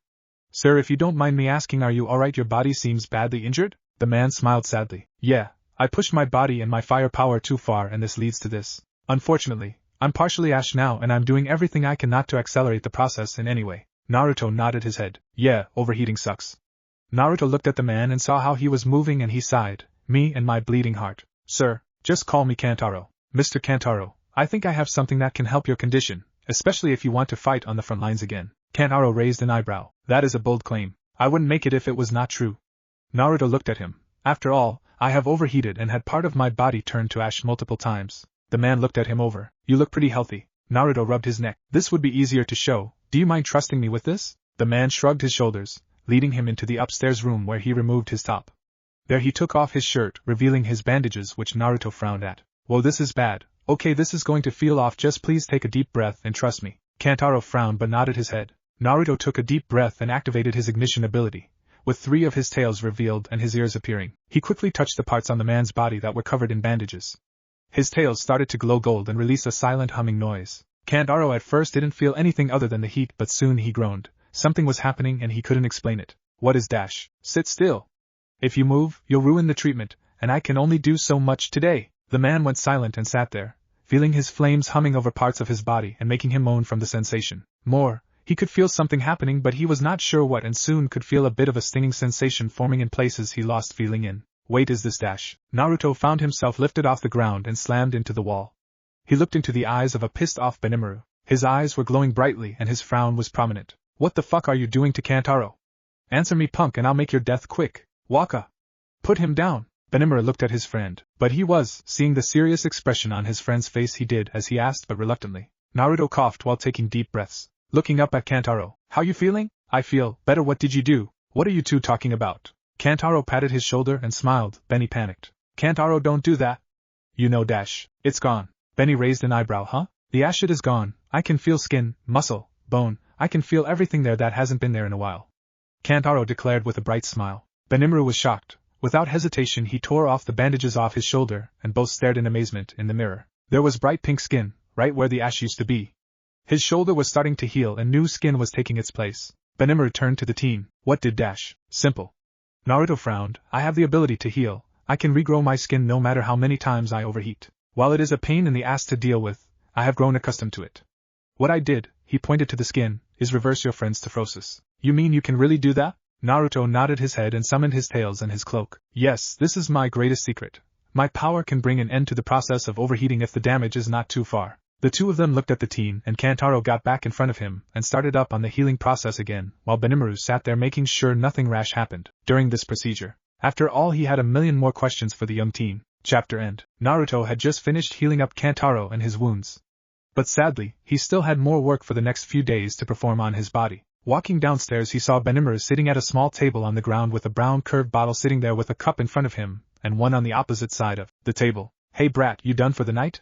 Naruto nodded his head. Yeah, at this point this is the most I can do in a single day. Sadly anymore and I might mess up or run out right in mid-process of something important, and that could be extremely painful and uncomfortable. Also, I don't usually do this for others, so it is taking more work to accomplish. Benimaru nodded his head and motioned him to sit in front of him. Naruto took his seat, sitting Indian style. So, Benny pours another saucer for himself and then one in front of Naruto and put the drink down. How long do you think it should take for him to fully recover? Naruto looked at the drink and saw the destroyer was urging him to drink. Naruto sighed. Don't tell my company or my godfather, okay? Naruto took the saucer and took a quick drink and almost coughed. The burning sensation is not something he was used to, and honestly, he didn't get how some people drink it like a fish. Fair point, but still, how long? Naruto sighed. Honestly, it is a rough estimate at this point.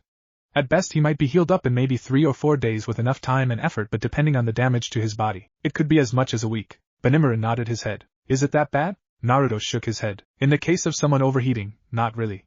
But sadly, his damage is extensive, and it is at different joints and even different sensitive parts of his back. So, I have to be very careful, as the last thing I want to do is create his nerves too fast and send him into shock. I see. Benny took a drink and poured another round for the both of them. How long does it take for you then? First time, about 3 hours to recover, as the flames are in my body, so it is easier for me to recover. But now, depending on the level of the tephrosis, it can be something akin to a single day or even 2 days. But so far, I haven't done anything to that nature in quite some time. Benimaru took a drink and Naruto took his next shot before being poured a third drink. Well, either way, I guess I have to say this, even though it is a pain.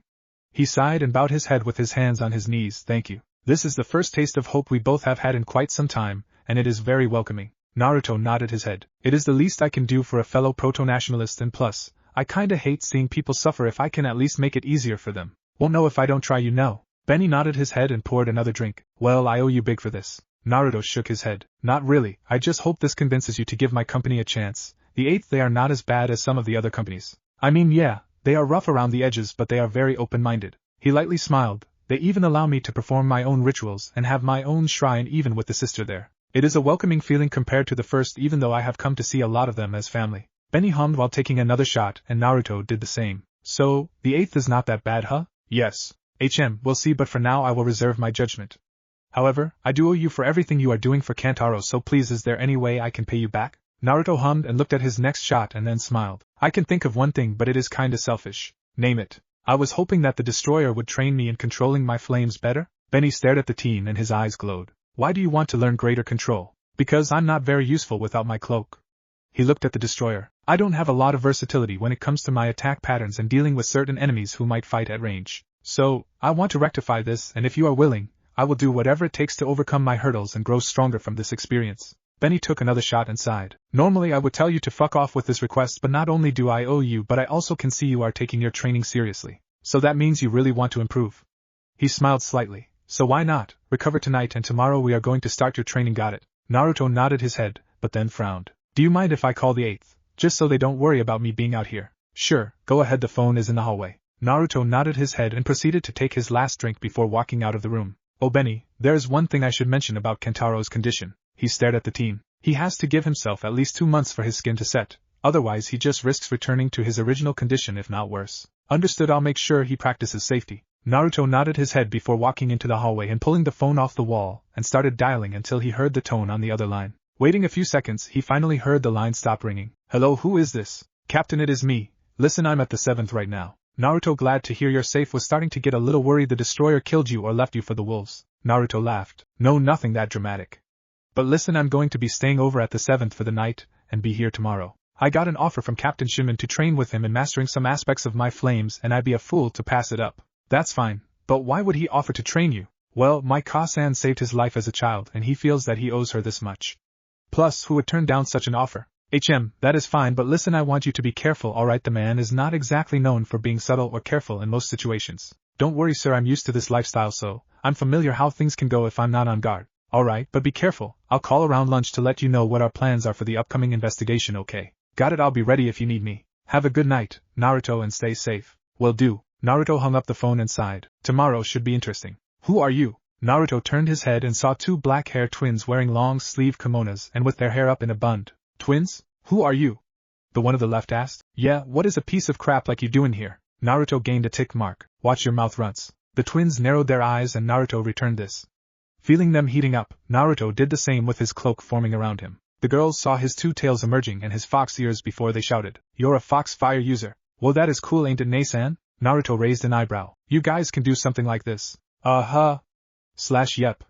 Both twins lit their bodies up and turned into their small fox forms with 1 eye each, and Naruto smiled. Well, that is impressive.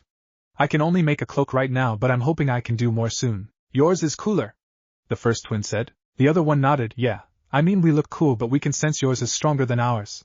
Show us more. Naruto nodded his head. I will, but first I want to get some rest. Today has been exhausting and I have no doubt Captain Shinman is going to be tough tomorrow for training. Oh, we'll help with training. Yeah, we'll be there and helping you out, Alpha. Alpha? Yeah, you're a fox like us.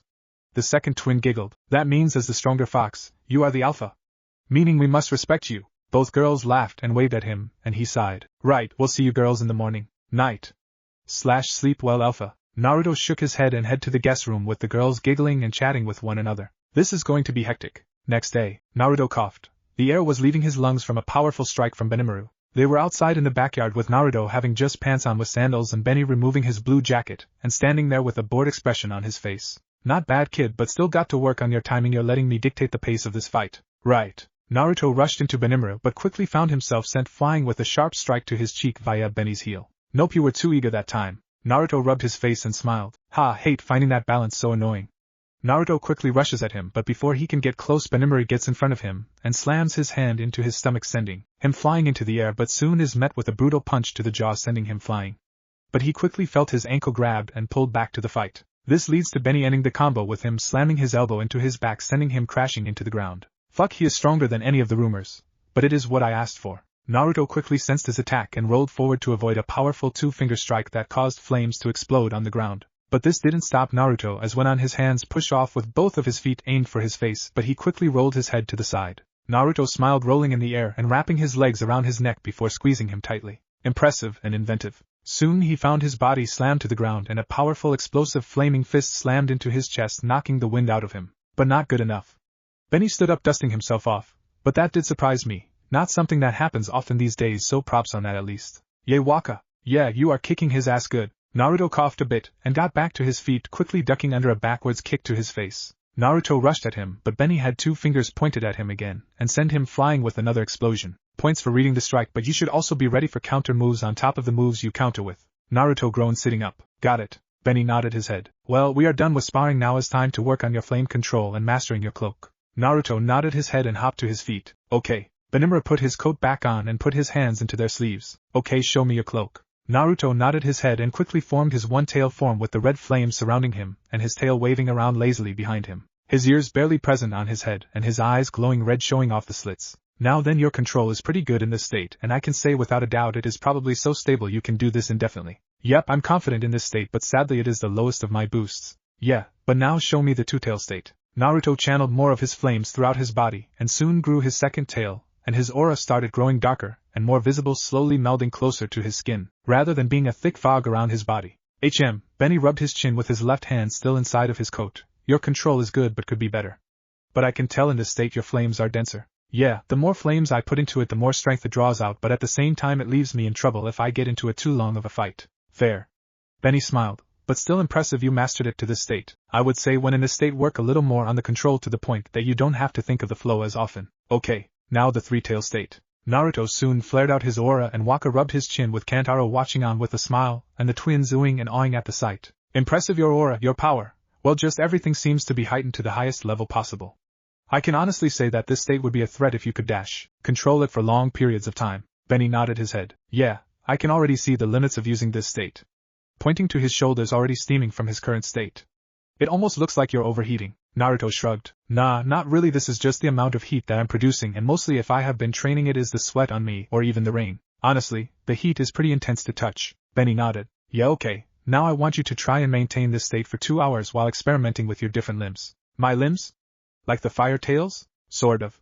Benny forms a ram's seal with his fingers, see this? Naruto nodded. This is something that helps with my control and allows me to manipulate my flames with greater precision than most. Ah, interesting. Yeah, while the hand signs help me in your case, you need to learn to draw out the full extent of your cloak, and I think it is only limited to your imagination in what you can pull off. Naruto nodded his head and scrunched up.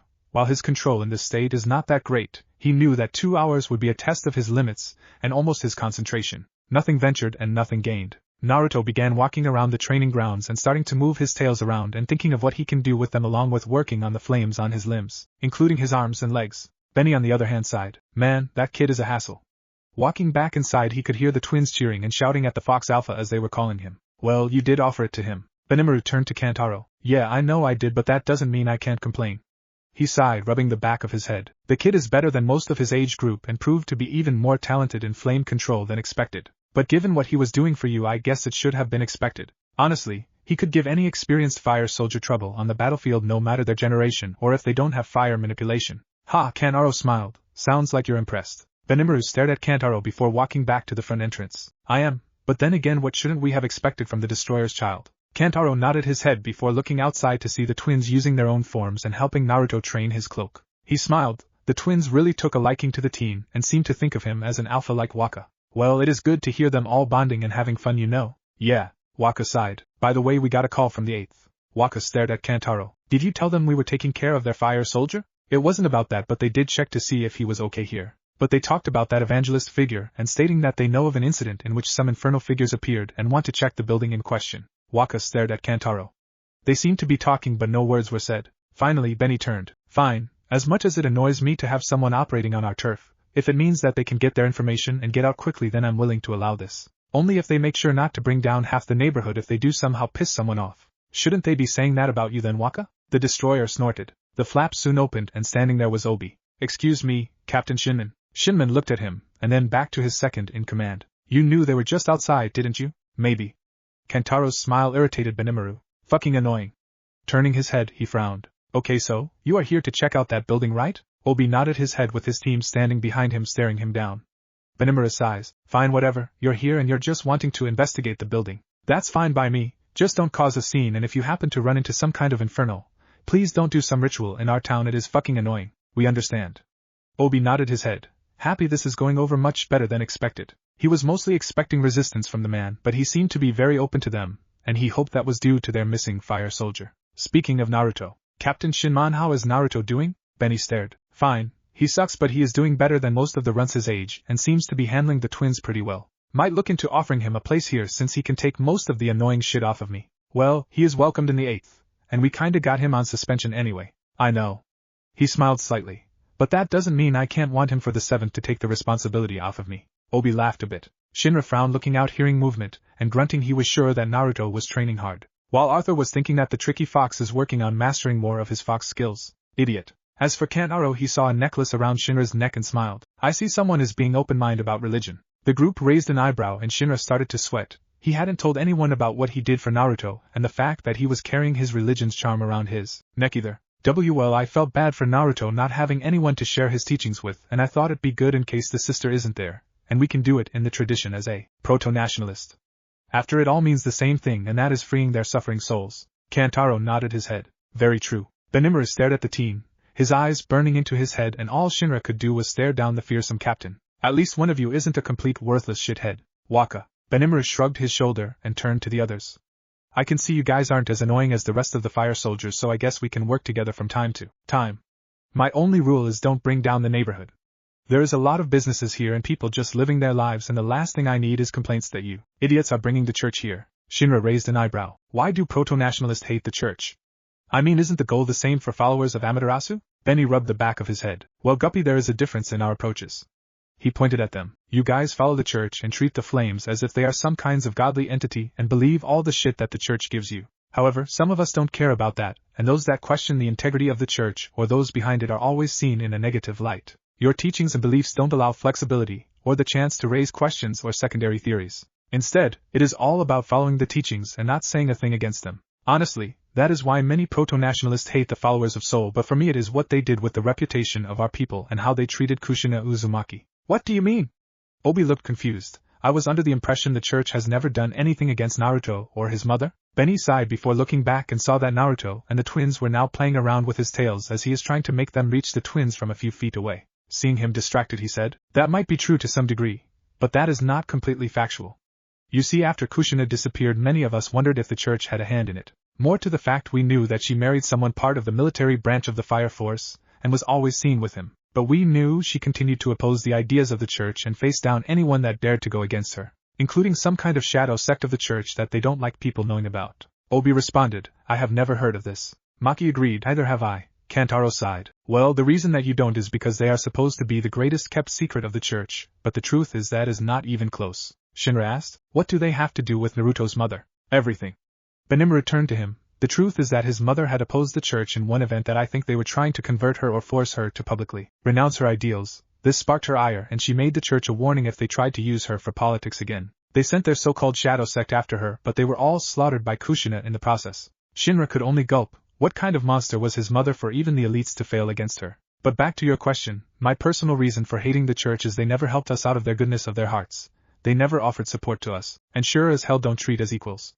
So, if you are asking me, that is my reason for hating the church, but for everyone here they hate them because they are all puppets dancing to the same fucking tune, and they can't stand it. Obi sighed, figuring this already got too personal for his taste. Well, we would like to begin our investigation, do you mind? Benimaru waved his hand and the team head out to the matchbox to start their investigation, while Naruto continues his training in the backyard. While this is going on, in the same building was a group of white-cladded individuals, with one having their face covered by a white veil. Another had golden eyes and a hideous face with an almost monster-like complexion, along with another giant with tattoos on his face and being bald. So, the veiled individual started, revealing it is a woman. How go the preparations? The monster-like man smiled. I'm almost ready to begin our experiment, but sadly we might not have enough time due to the 8th coming here. The bigger man grunted. If those fools get involved, I will simply kill them, nothing special beyond that. I don't think it will be that easy. The monster man frowned. One of them managed to defeat Rekka, and he was quite the formidable warrior in his own right. No, that man was too hot-blooded and too easy to disrupt, so I don't consider him someone on the same level. Please, the veiled woman interrupted,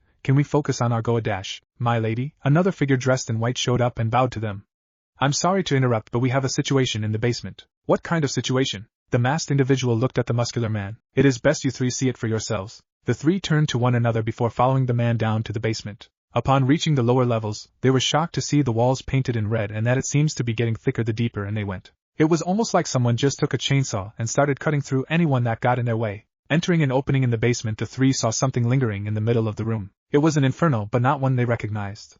In fact, they didn't know what infernal is and didn't recognize where it came from. Arrow, turning to the woman, the monster asked, "What is this?" "I don't know, I swear we did a sweep of the building and never saw something like this in here. Maybe it showed up in between sweeps, or the men just never checked the basement until now." Arrow nodded her head, but glared at the infernal and her eyes widened. On its head was two horns growing out sideways and being long and thin rather than being long and thick. Its hair was on fire flowing behind it as if wavering in the air. Its body was nothing more than a large black matter with its eyes not burning in the slightest, signaling the creature was blind, but it seemed not bothered by its loss of sight.